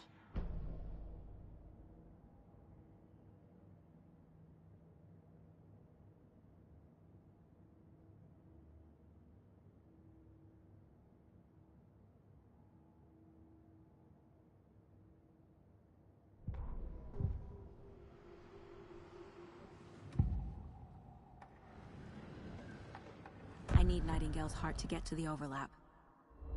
Where is it? The cultist isn't close. He was there, but he was risen. Nightingale was there. The opposite of sunspots. Who said that? That's not it. I don't have what I need to find Nightingale's heart. There must be more. Nightingale's heart. Where is it? While they played cards in the general store, the witch had stolen his heart. Get out of my house.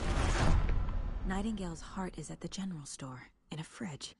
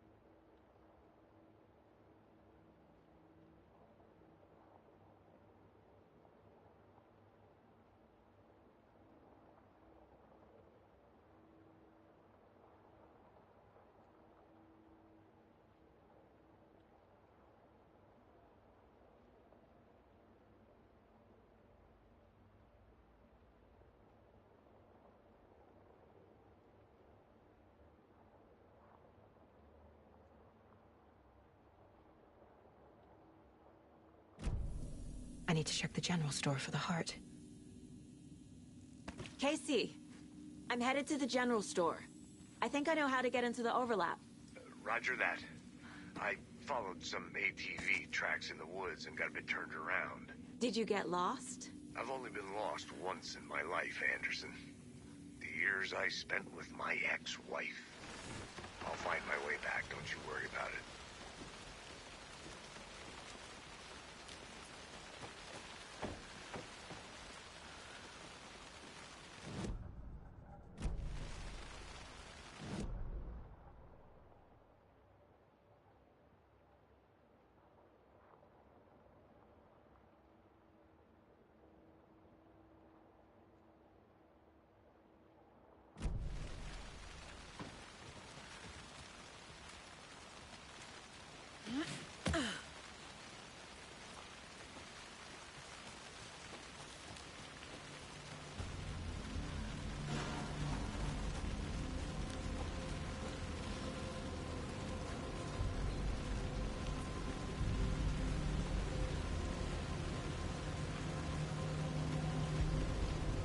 Nightingale mentioned the general store. I need to check it out.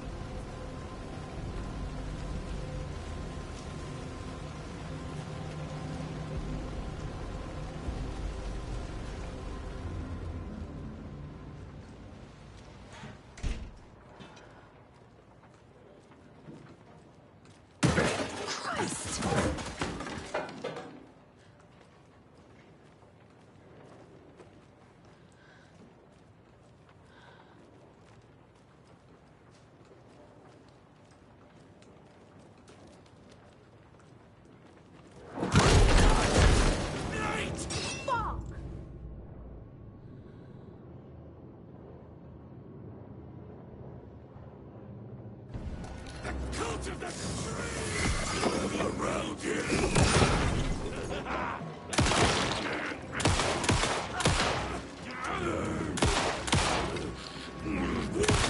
In the night!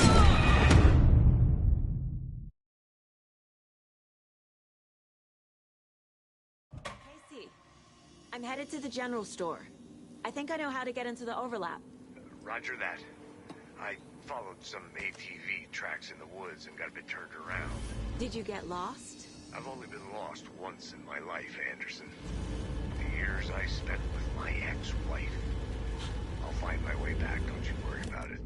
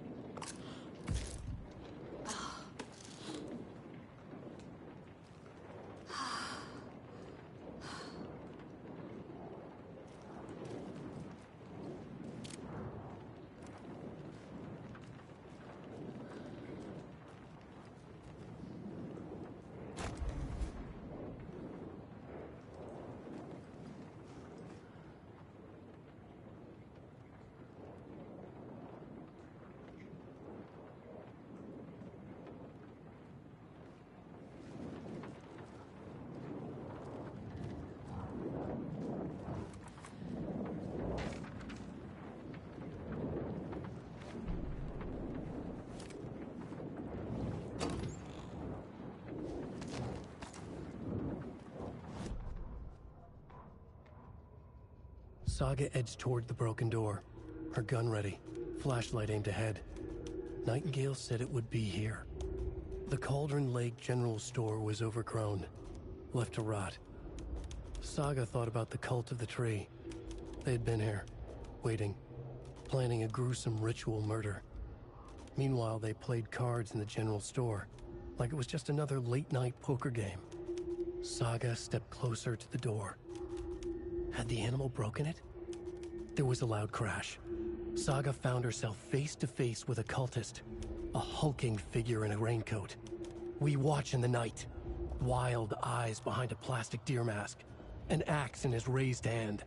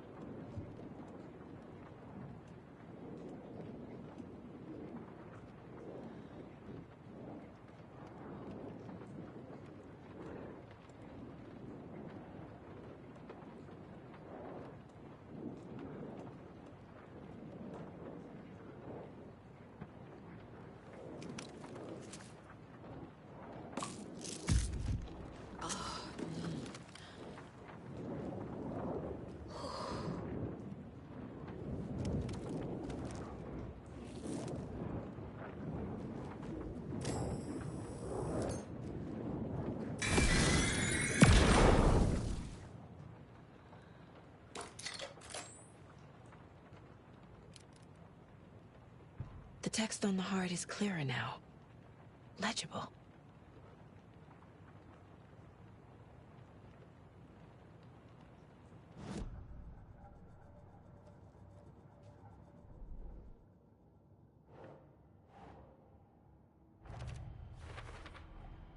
Sounds literary, but what does it mean?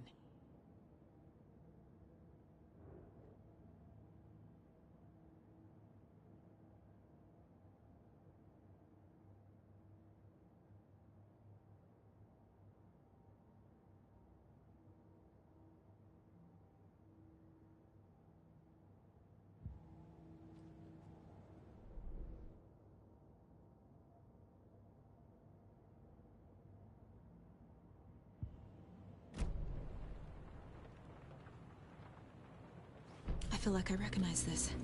The fridge. The heart. I knew it would be here. Like I saw it in a dream.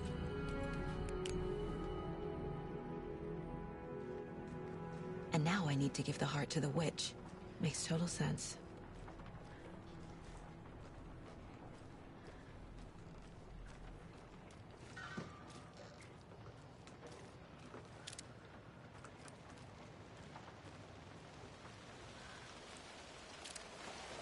Casey, there are cultists in the area.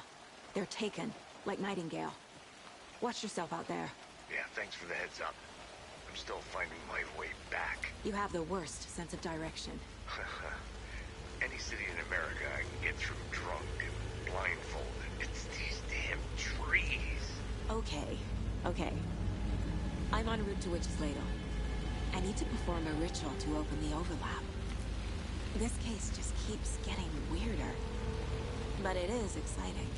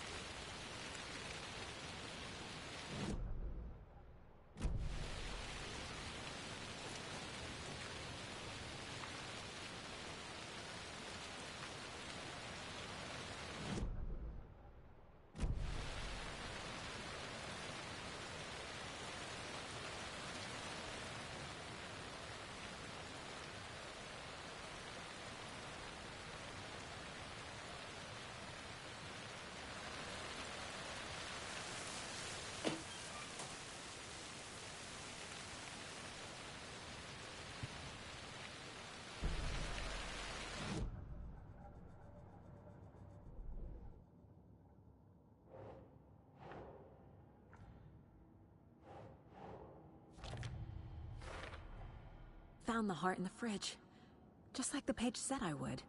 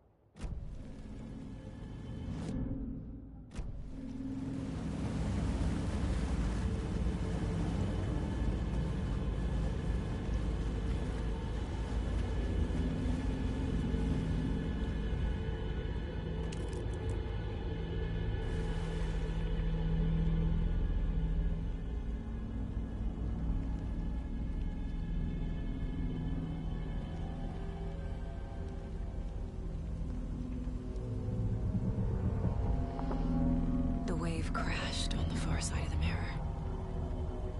I brought you the Heart Witch. Show me the terror.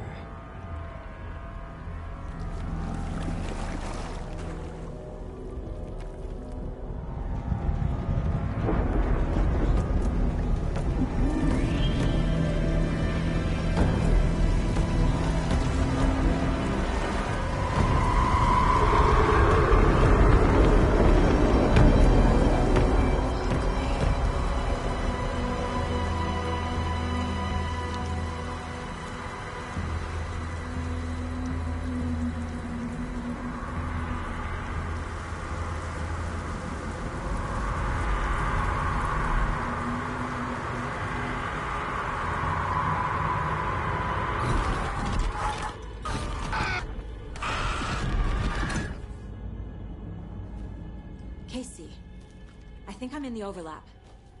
Are you still on your way? Casey! Casey, do you read me? Fuck. Okay, Saga. Going in solo.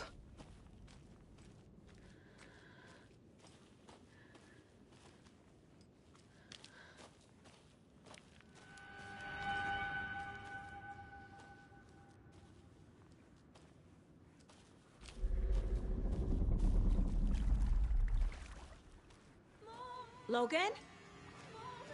Logan! Where are you? What the fuck was that? Logan's back in Virginia. You're imagining things.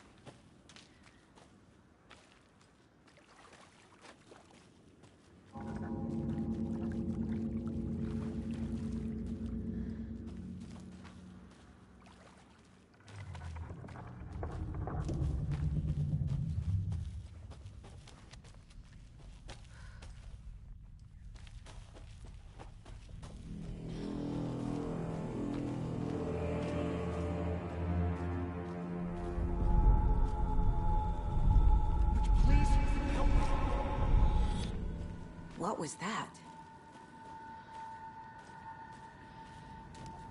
Wait. Did I get turned around? No, this is right. This place is looping. Like a nightmare.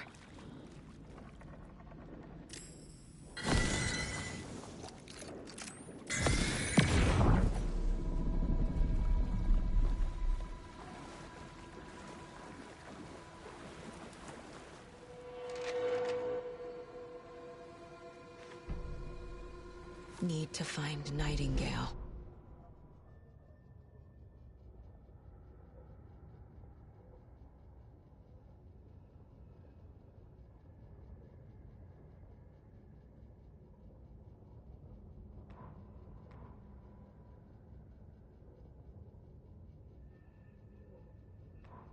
The Rider went into the lake, banished the Dark Presence. Taken still lurked in the woods. The dark place receded. The current pulled back those with darkness inside, into the lake. Nightingale was there, one of them.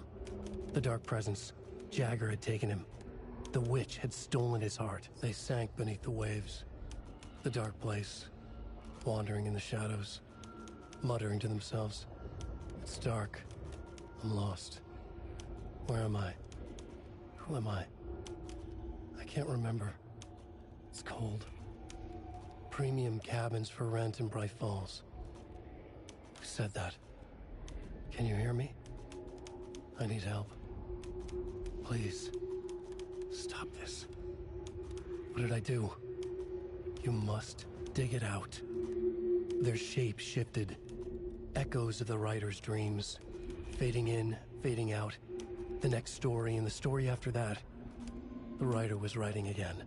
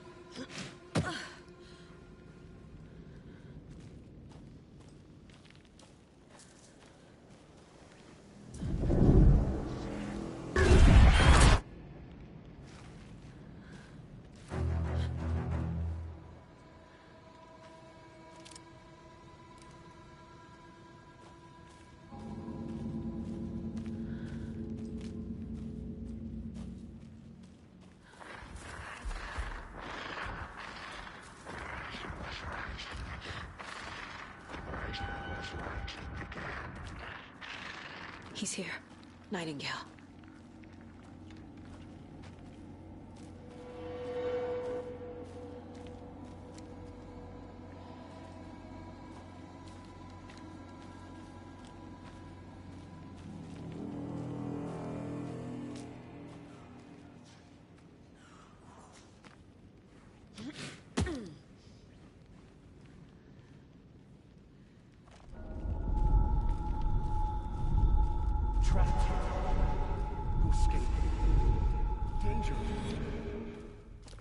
Who is that?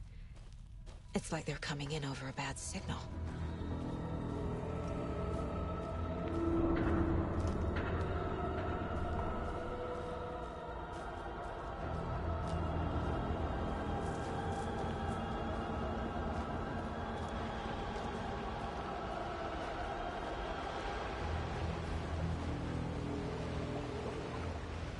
Nightingale's badge.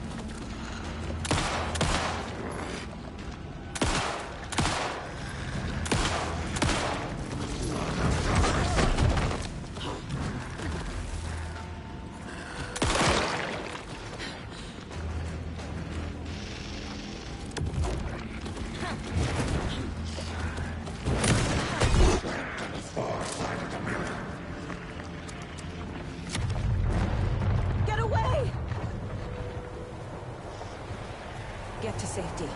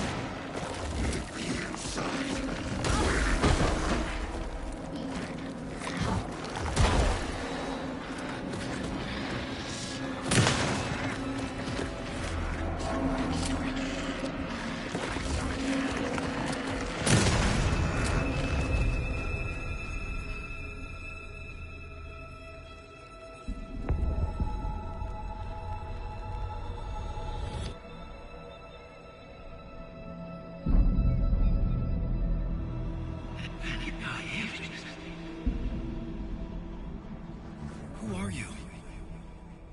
What is this? Who are you? Hear me. I'm Saga Anderson, FBI. I can hear you. Cauldron Lake. Yes, I'm at Cauldron Lake. Where are you? How to escape. In danger. The Dark Presence.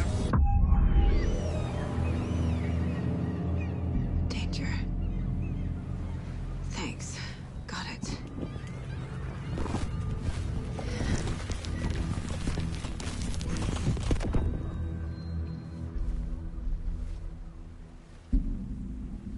Hey!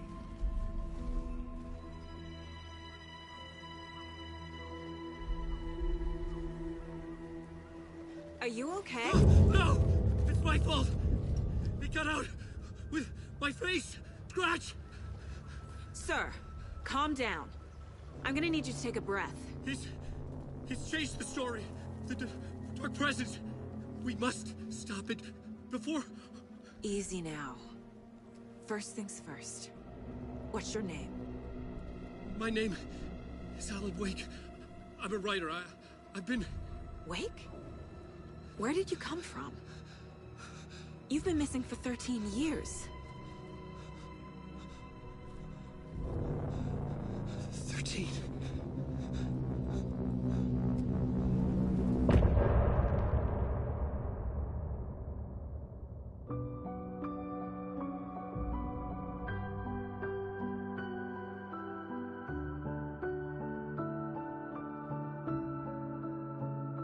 In the dark, miles apart, made a promise that I'm coming out alive.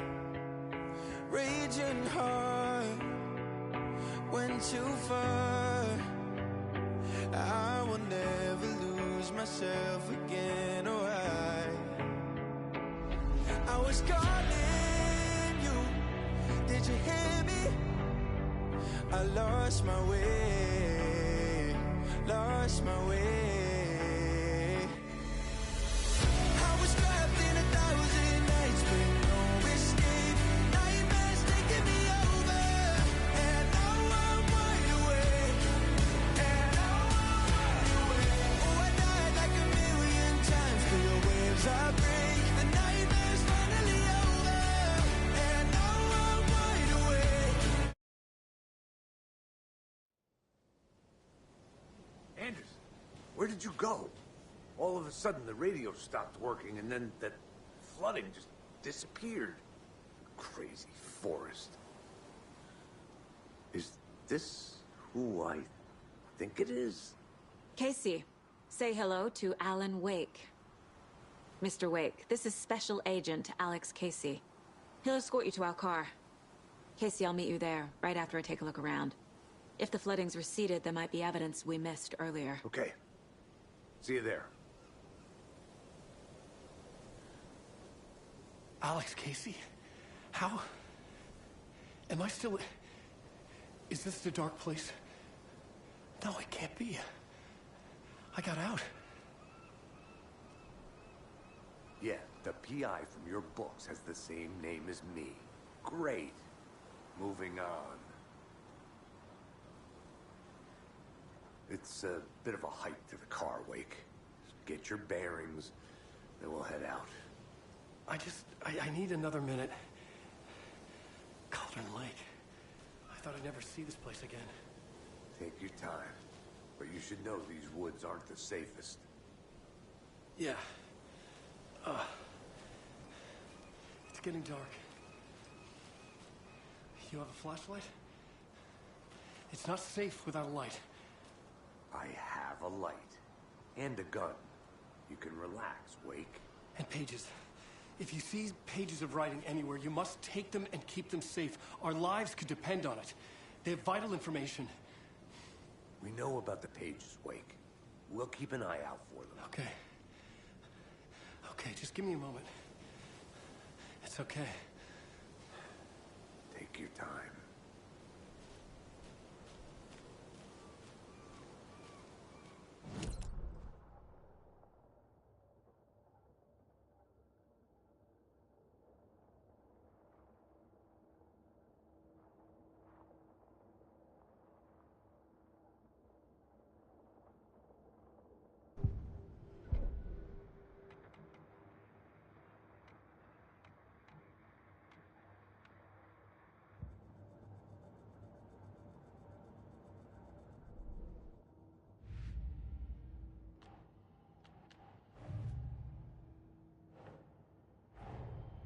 Nightingale goes missing for 13 years, shows up murdered, and then turns into a monster. After I stop Nightingale, a rider who's also been missing for 13 years turns up. What's the connection? What kind of case is this?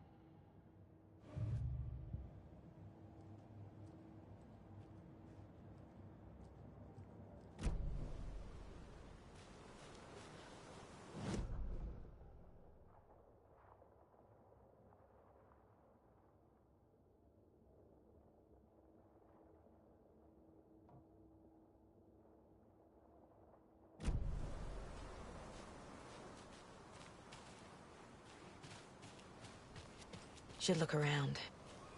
With the flooding gone, could be further clues out there. The flooding disappeared very suddenly. I wonder if there's any connection to the overlap. To Nightingale.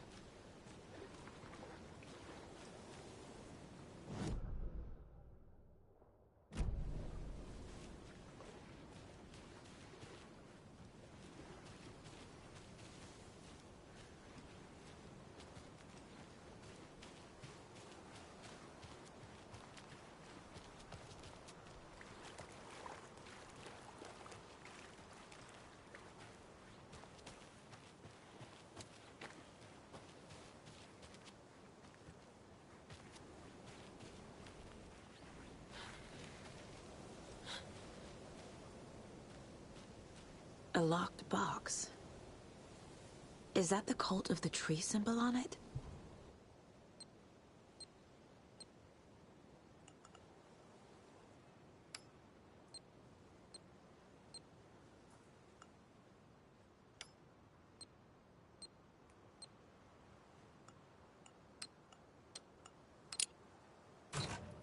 Notes and ammo. Looks like they're tools of the trade.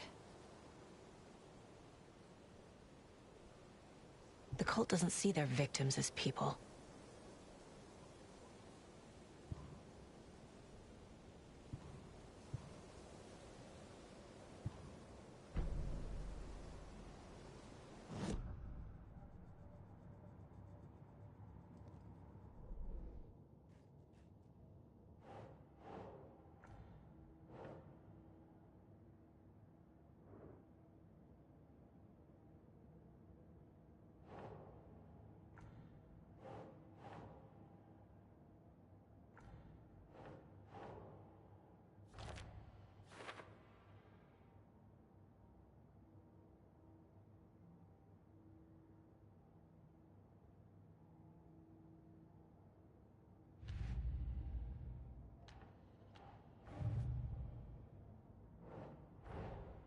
These stashes could contain clues about the cult. Better keep an eye out for more.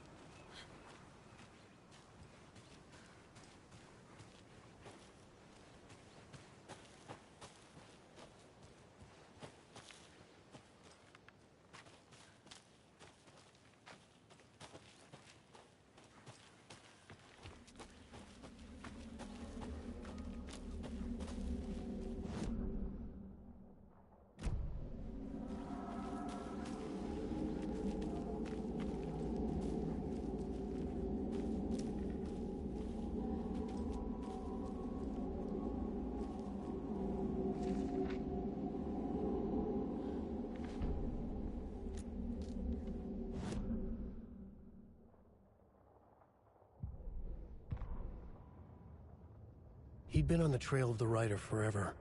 The writer he despised. Hemingway, Bukowski, Wake. I'll get you. I'll find you.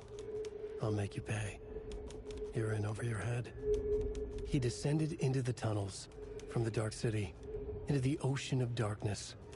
Next stop, Caldera Street Station. Something, a presence, rumbled. Not a train. Shadows shifted on the platform. The writer's cult waited for him there. The cult of the word. Occultists lean close. I carry his words close to my chest now. You're not allowed in the lake until he says otherwise. He'd be caught, murdered. They got him. They didn't get him. He was reborn out of hate. He was there, but he was risen. Sent to find the light switch up from the lake that was not the lake.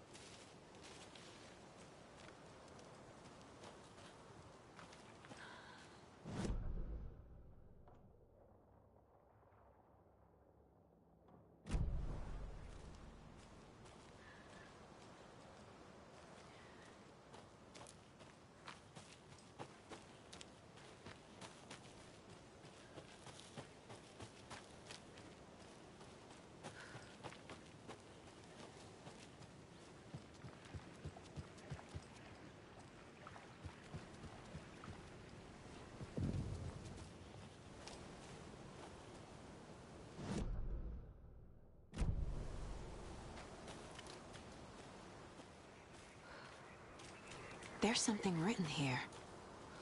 A poem? Or a riddle? A little clothespin doll. Perfect weird souvenir for Logan. Reminds me of the nursery rhymes I read to Logan when she was little.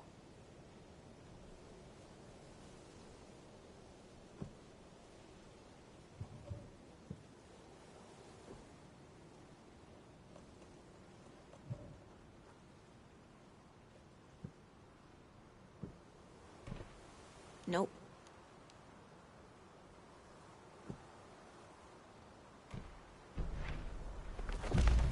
Something feels different. I should look around. A charm. Cute. It'll go great on the bracelet Logan made for me. Huh. That was strange. Gotta keep an eye out for more of these rhymes.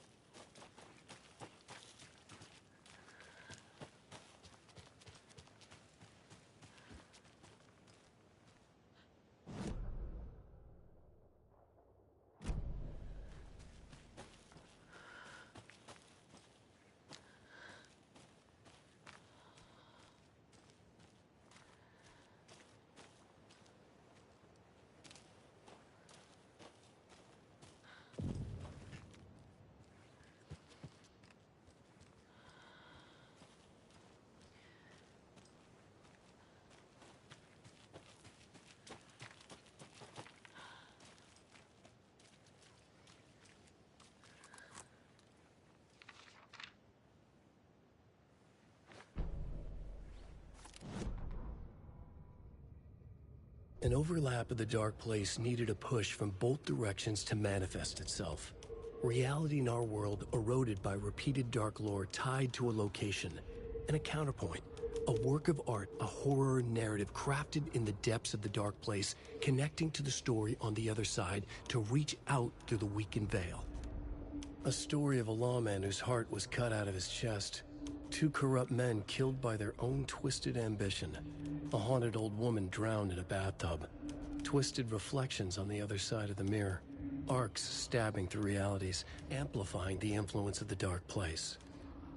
These elements working in conjunction made a trickle that became a torrent, a wormhole, a vortex, and the art, the map, became the nightmare territory where the dark place encroached on our reality, a blanket over it, where they all overlapped, causing reality to twist and loop like a bad dream, remolding anything and anyone within its dark horror design.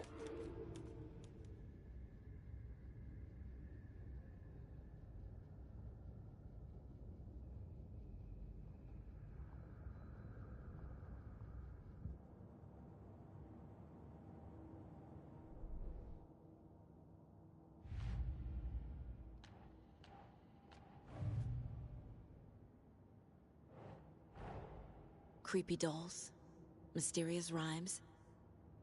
No weirder than anything else going on, I guess.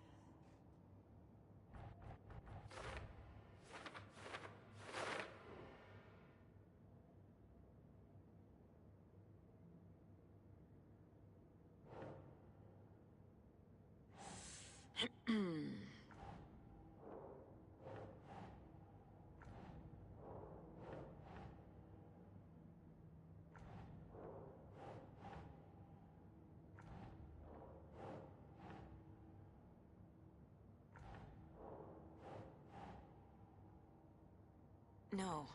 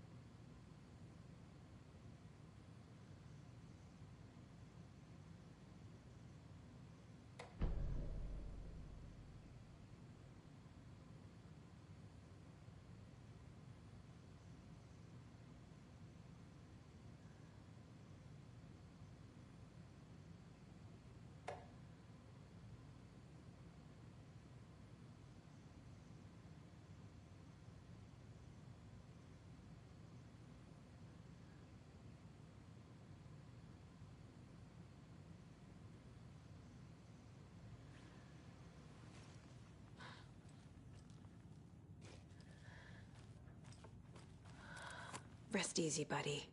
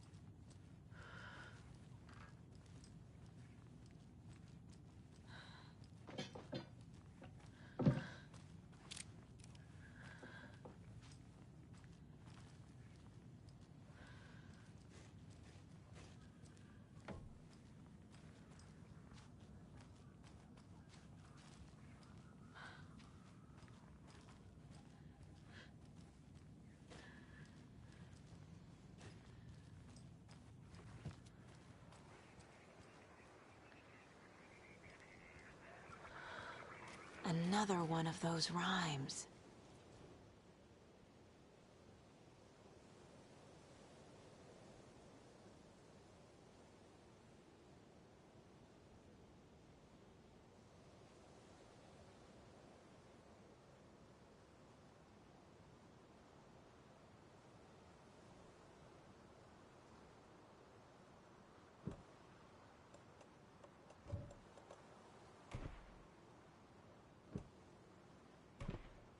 Hmm.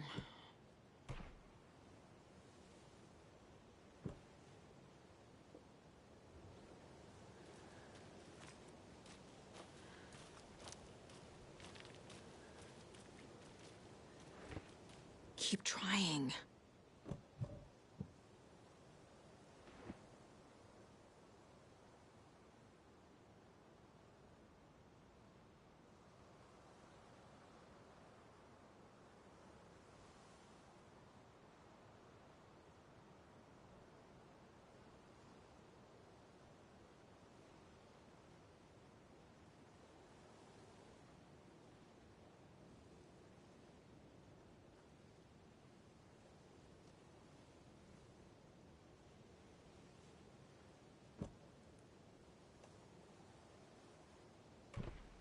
Ugh.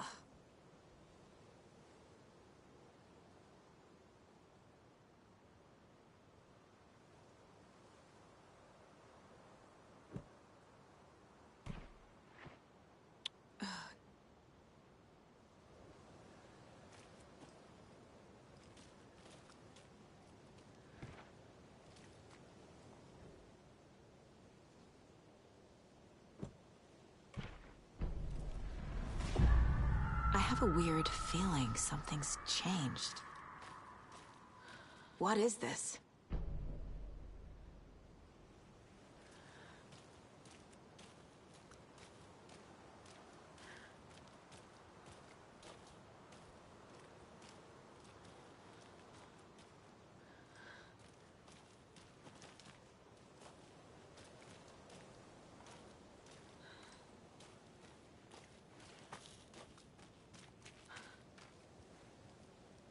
ridiculous.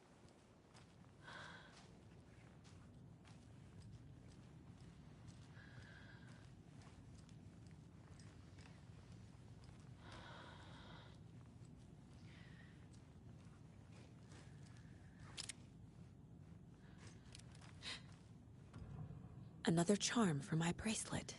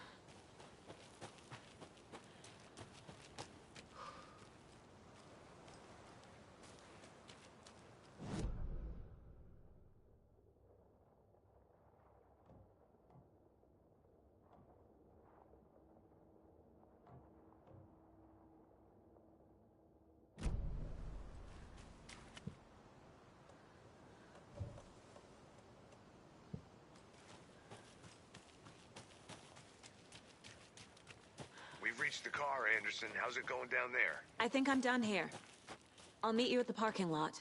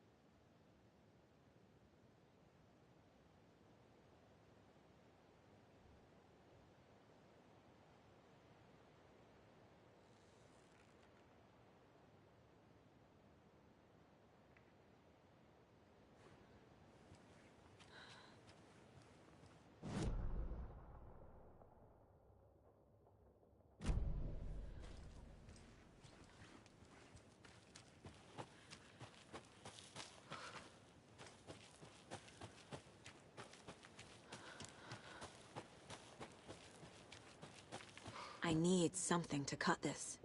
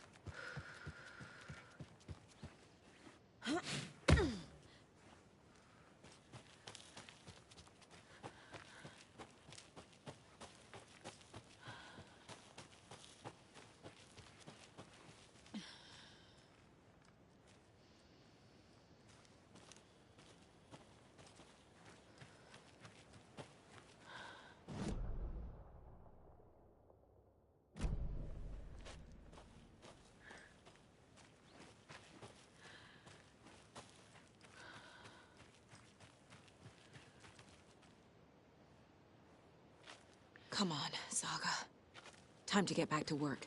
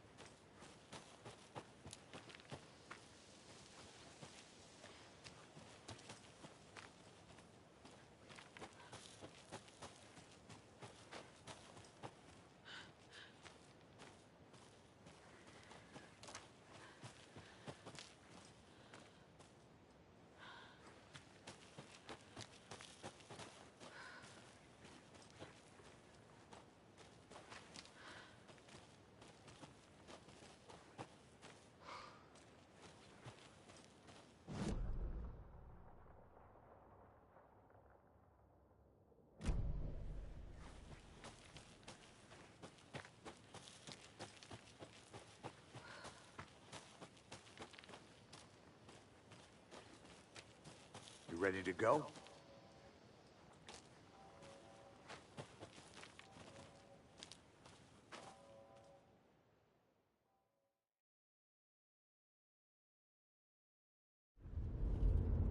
Mr. Wake, we're taking you back to our field office in Bright Falls.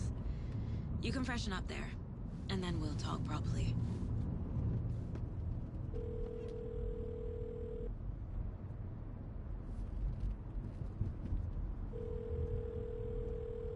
Hey, Mom. Before you say anything, I'm totally fine. Don't freak out. Dad shouldn't have even texted you. Logan? No one texted me. What's going on? I'm totally fine. I slipped, that's all. God, it's not the end of the world. Put your father on the phone. Okay. Dad, it's Mom. Don't worry, hun. Logan slipped in the shower and bumped her head. She has a slight concussion, but I'm keeping an eye on her. Lucky I heard her fall. She could have drowned. Jesus, David. Why didn't you call? I tried. It didn't go through. She's fine, really. But what about you? You sound stressed. No, it's, just weird case, that's all. Well, if you need a hint, my years of board game victories tell me Colonel Mustard did it. I'll keep an eye out for him. Love you, Dave. Love you too, honey. Want to say bye to Logan? Just tell her I love her. Bye for now.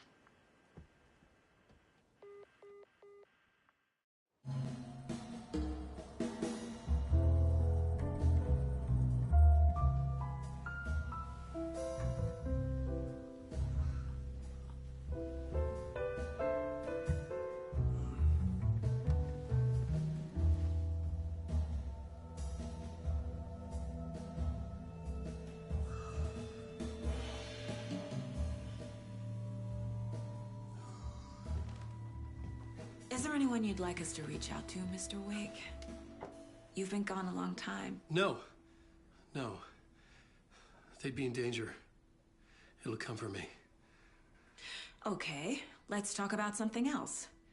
Robert Nightingale. Do you know him? You were both here in 2010. The Dark Presence got him back then. That's the last time I saw him. 13 years. Fuck me. Tell us about the pages. You had what looks like a title page with you. Return. Is this the name of the story on these pages? The writer's name has been scratched out pretty violently, but your name can still be made out underneath. Scratched out. Yeah. Scratch.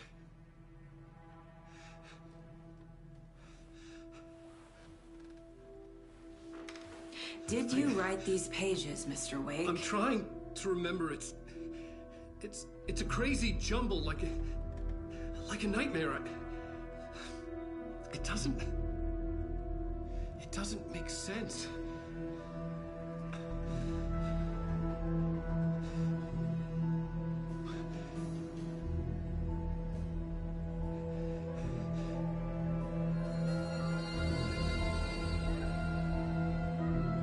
I remember.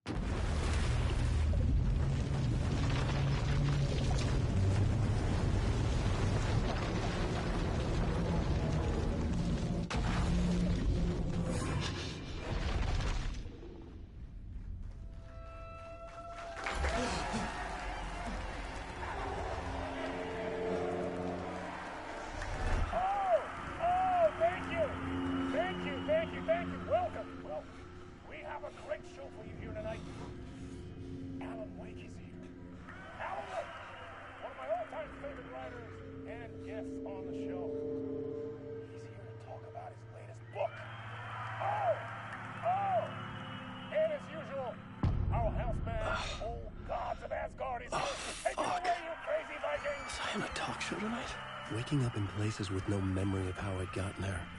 It was out of control. I didn't need another mugshot in the fucking tabloids. Had I already done the show? Was that a recording?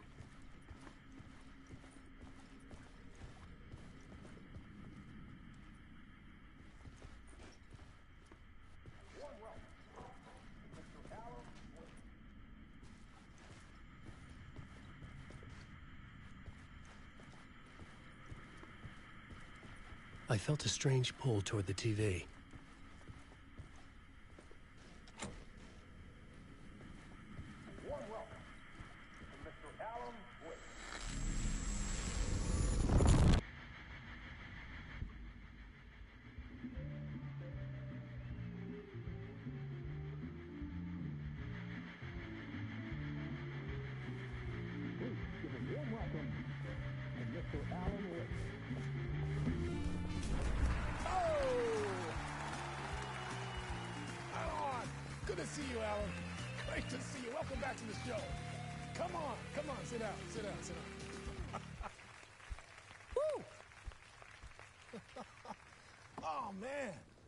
So good to see you, Alan.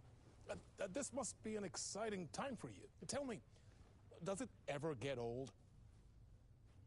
So does what get old? Publishing a new book. Are you okay there, my friend? You look like you've been cooped up in the writer's room for a few too many years. This is exactly how I feel. You know, I've waited so long to get my hands on the sequel to Departure. You left us on quite the cliffhanger. We've all been dying to know what "it's not a lake, it's an ocean" really means. You and me both. Well, our wait is over. Your new book, Initiation, hits the shelves tomorrow. What? That's exactly what every reader will be asking. This book is mind-bending. It's so cerebral. I mean, how would you describe it? An auto-fictional thought experiment? A horror story? A postmodern detective story? Wait. This isn't right. I haven't written anything. He's so humble. Okay, you got me. Good prank, very funny. But yeah, sad to say, I've not written this. I'd remember if I'd written a book, right? Or maybe it was written by your evil double. Well played, man! That is spot on! Playing the role here. Pretending the world of the book overlaps our own. That's very meta indeed. You see, Initiation tells the story of a fictional writer named Alan Wake, who is trapped in a nightmare, desperately trying to find the manuscript of a novel he has forgotten he has written. The book is set in New York, but it might not be New York at all. He is tormented by his dark doppelganger and guided by visions of a fictional detective he has written. That's right, Alex Casey is in this book as well. I guess we'll just keep doing this the whole show. The joke's on me. But isn't that what you sign up for with autofiction? No, but seriously, I found the structure of the reality you build in the book fascinating. It reminded me of The Matrix. I mean, the writer is physically in his writer's room, trapped there, and he projects himself out to this dark dream of New York through the story he is writing. Like astral projection. Did I get that right? Yeah, that's exactly right. Go on. I should be taking notes here. This is great stuff. Notes to that other Alan Wake in that room writing this as we speak? Are we all in your story, Alan? Wow. No, I wish you every success with your new book, Alan. I hope it's as successful as your best-selling Alex Casey series. Initiation hits the shelves tomorrow. After this, I'm sure we'll all be eagerly awaiting the culmination of this hero's journey trilogy of yours. A book called Return, perhaps. Yeah, thank you for one of the strangest interviews of my entire career, Alan. All this talk of meta-narratives. Kept expecting to disappear once the scene ends.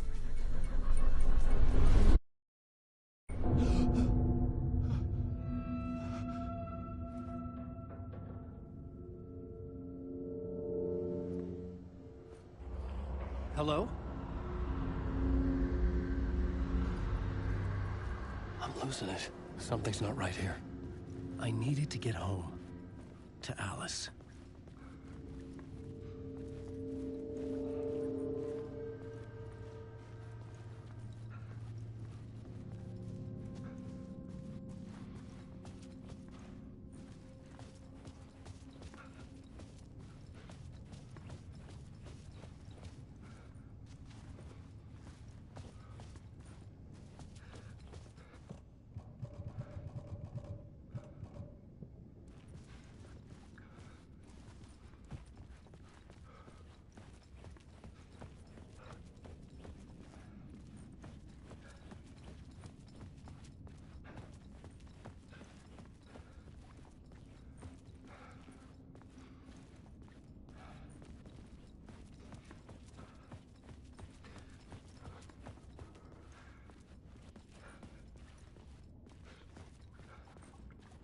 What the hell was that interview?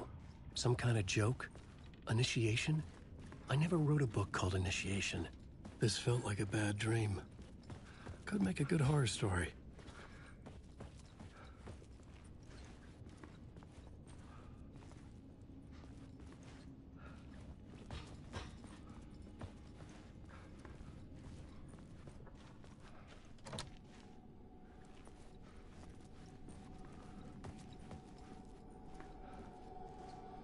Gods of Asgard.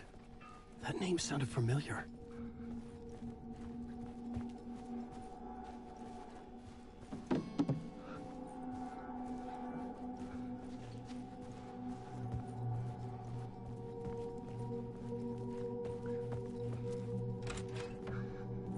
I was a mess. I'd never heard of this talk show or Mr. Door before. None of it felt right. Was I losing my mind?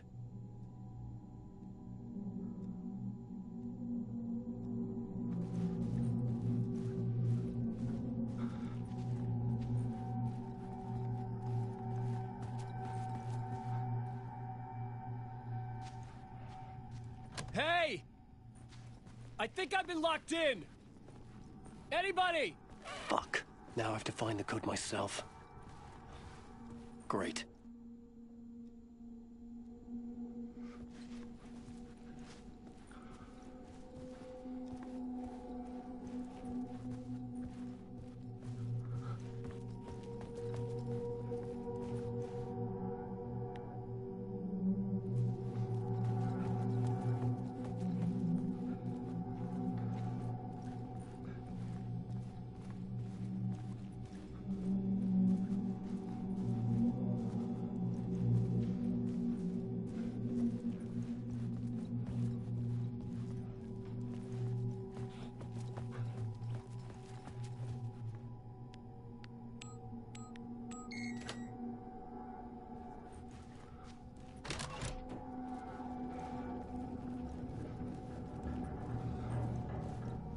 There was something here.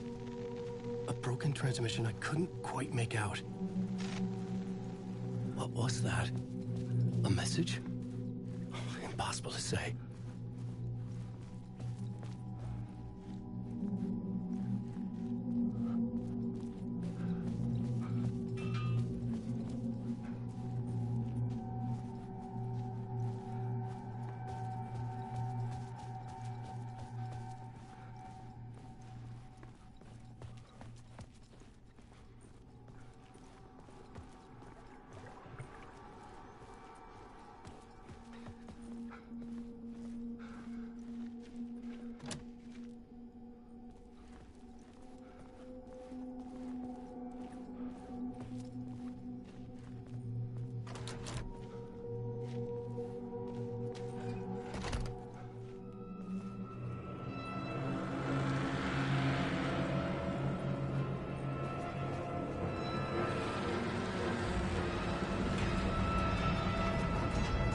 There was something in the studio with me. I had to get out.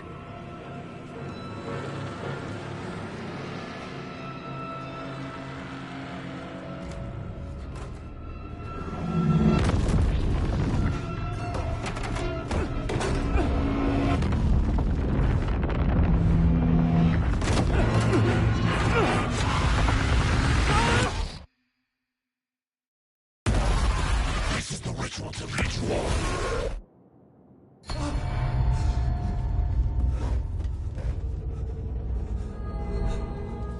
Waking up from the nightmare, I felt like a drowning man gasping for air. This place felt familiar. A ghost of a memory surfaced, about riding here for countless days.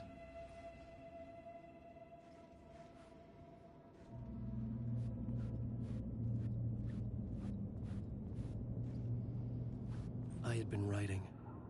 Initiation. You must write to escape.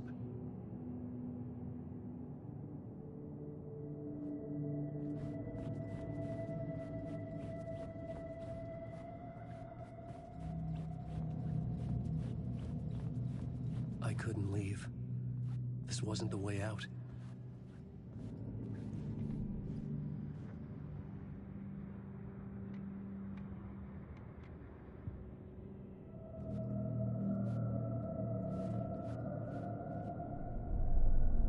A plot board for mapping out a story.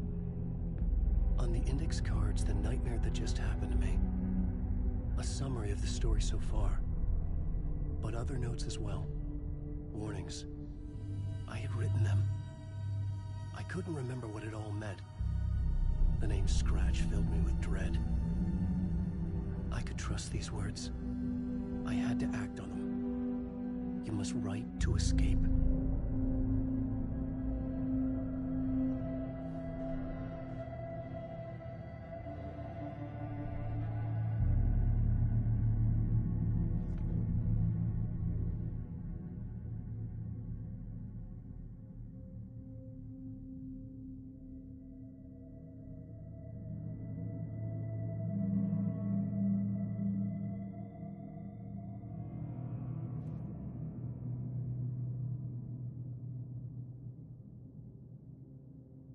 I had to write more.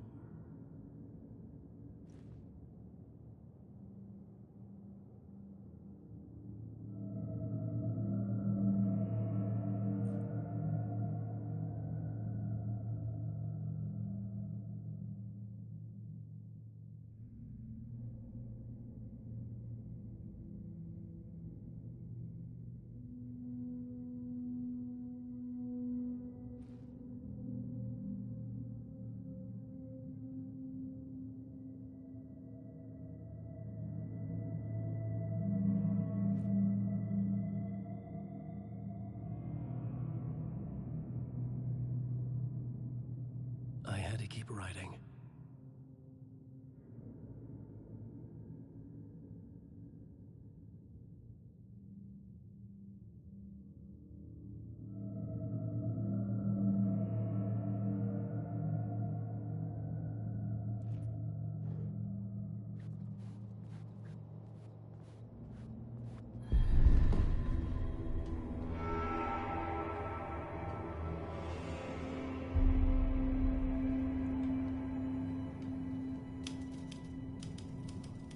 I didn't remember much, but I knew my thoughts and ideas could manifest as reality in this dark place. I'd use my writing to project myself out of this room, like a deep-sea diver to go deeper and explore the depths of this prison for a way out. This room was my boat. Writing was my lifeline. I would start again at the talk show.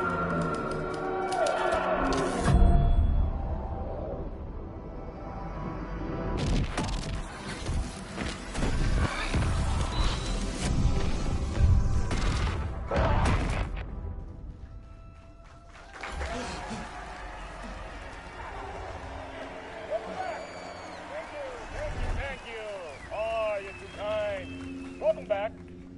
We have a great show for you here tonight. Real treat for all you Alex Casey fans out there. Alex Casey himself is here tonight. That's right. Sam Lake, ladies and gentlemen. The actor who has given his face to the famous detective in the film series. And of course, we have Alan Wake here. The best-selling writer, the books, the films are based on. Let's do this!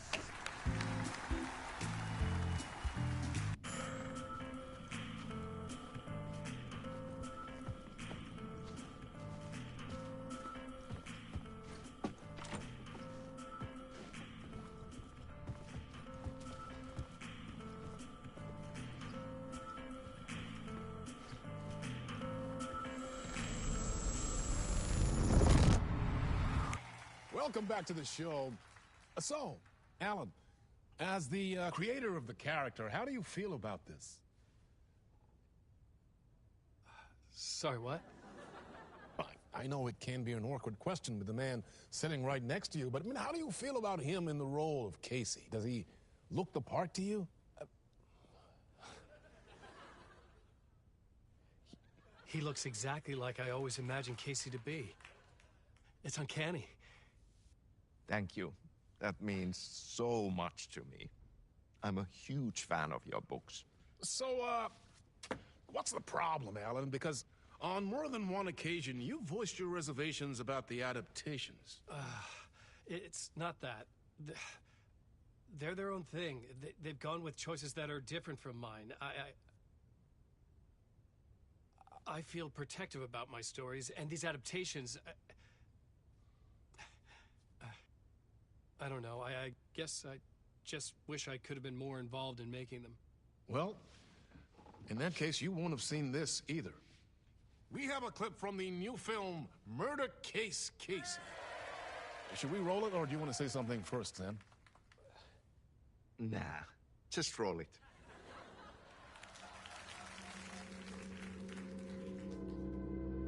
This city was an old scar that refused to heal. The rain made it fester. It needed the sun, but there was only the night. I was tired. Insomnia covered me like a plastic film. I was watching the world through a rain-slick window, my own reflection haunting the view. I was trying to track down a missing writer. My only clue was a table lamp, shaped like an angel. The only thing to shed light on this sordid mystery.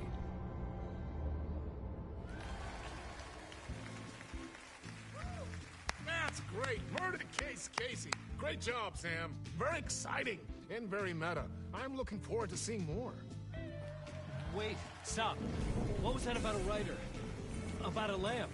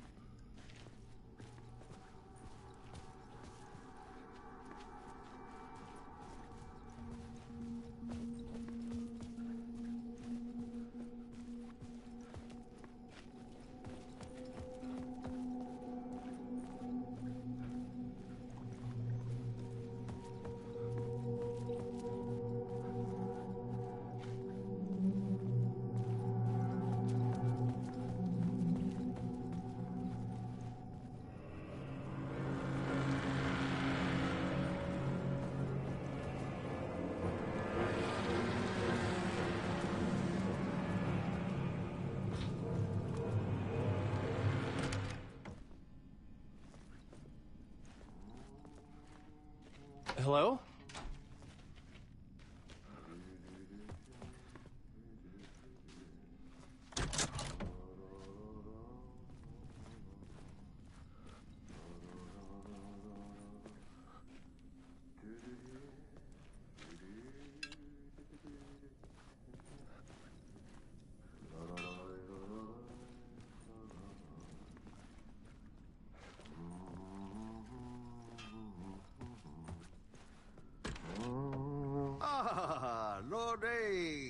There you are, Tom.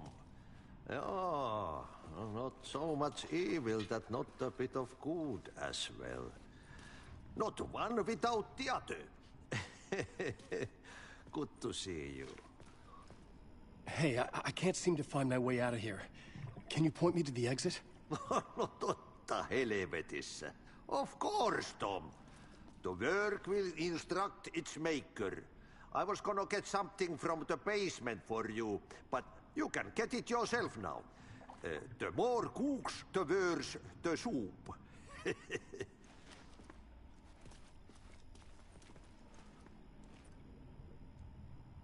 Have we met before? Are you trapped in the dark place too? You remember Ahti, the janitor? You can't be lost if you don't worry about where you are headed. So don't worry, Tom. The sun will shine even into a heap of twigs. Just remember to turn on the lights. It won't take long when you get to work. What do you want me to get from the basement? And my name's Alan, not Tom. Ja, mutta katsoppa, a man, but a man with a tool makes two, Tom. Eikö niin? And a man with a tool can build his own exit. It's in a shoebox, in the basement where you left it. Safe as in the Lord's purse. Here's the key.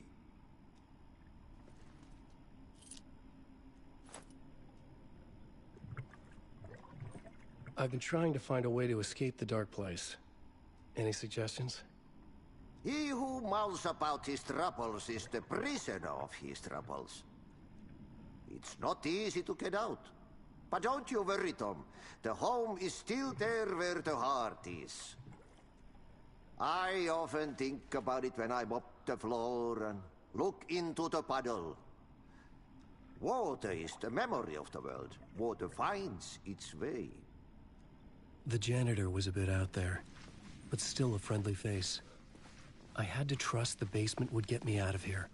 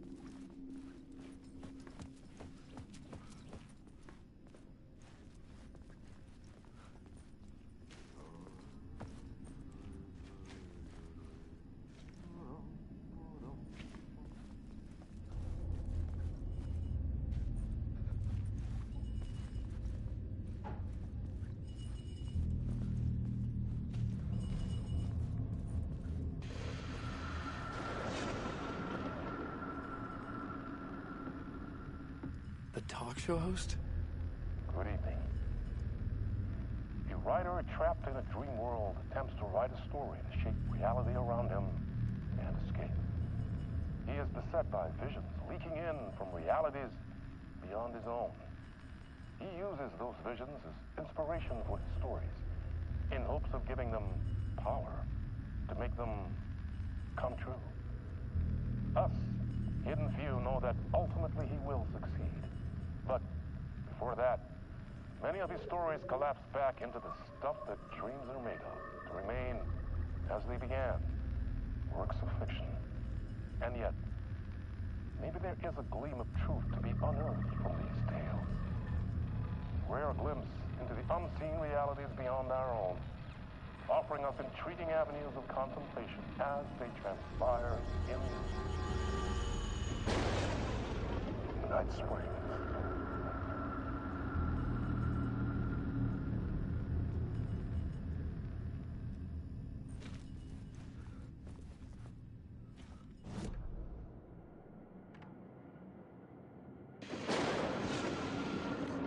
Night Springs, a special place, a shifting space.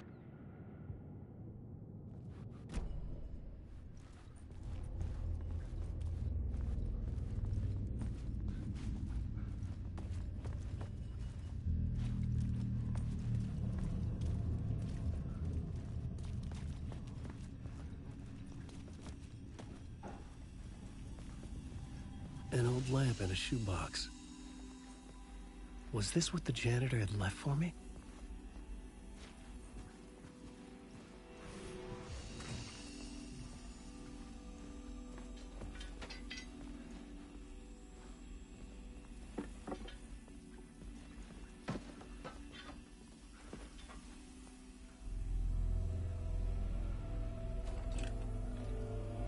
The lamp felt significant.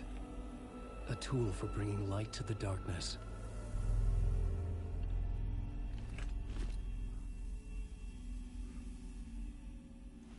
I felt a magnetic pull between the lamp and the light overhead.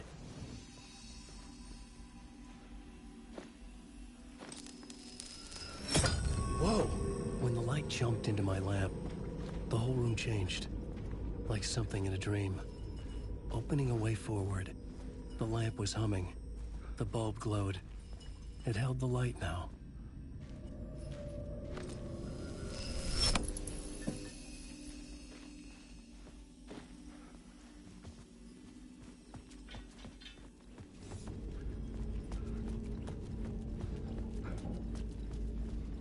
I felt another surge from the lamp.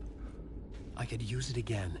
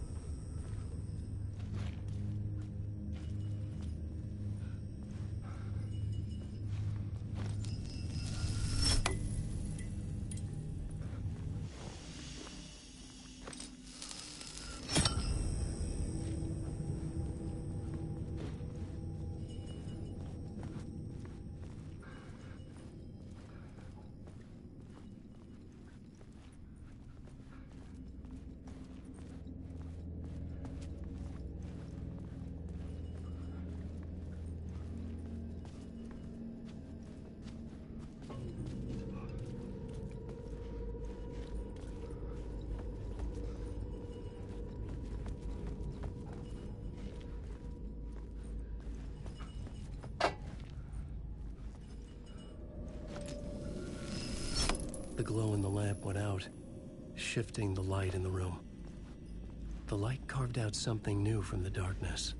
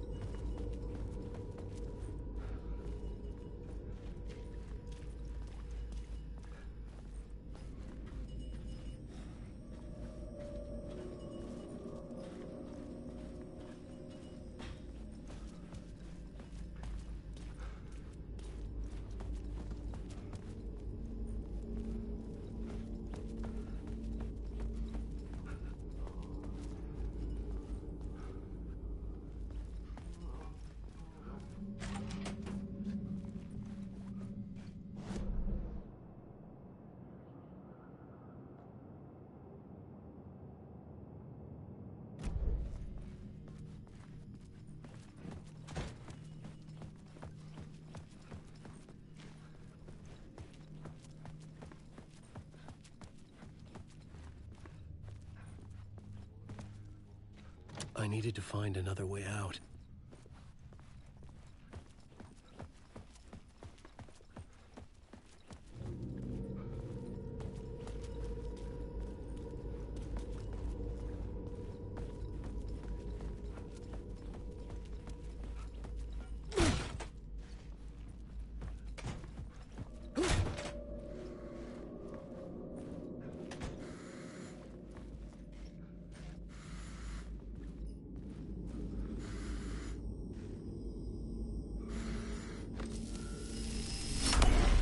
Place wants to drown me. I'm losing myself. I have to fight it. I have to remember the clicker, the light switch. I lost it, but I have the lamp now. The lamp the switch was cut from. This place is a nightmare. Not real, and yet more real than anything. The danger and the horror real. It feeds off my mind, twisting whatever it takes into psychotic reality. I'm trapped here. I write to escape. I've tried this many times, written countless stories, forgotten how many. I keep failing, but I must keep trying. I use the story to dive deeper. Every word I write is a step forward on this spiral in the darkness. I dive to the body to find the answer, the map, the key, the compass. That's combined to form a door leading out. But how do you open a door that's not a door? At the bottom of an ocean that's not an ocean, and a lake that's not a lake.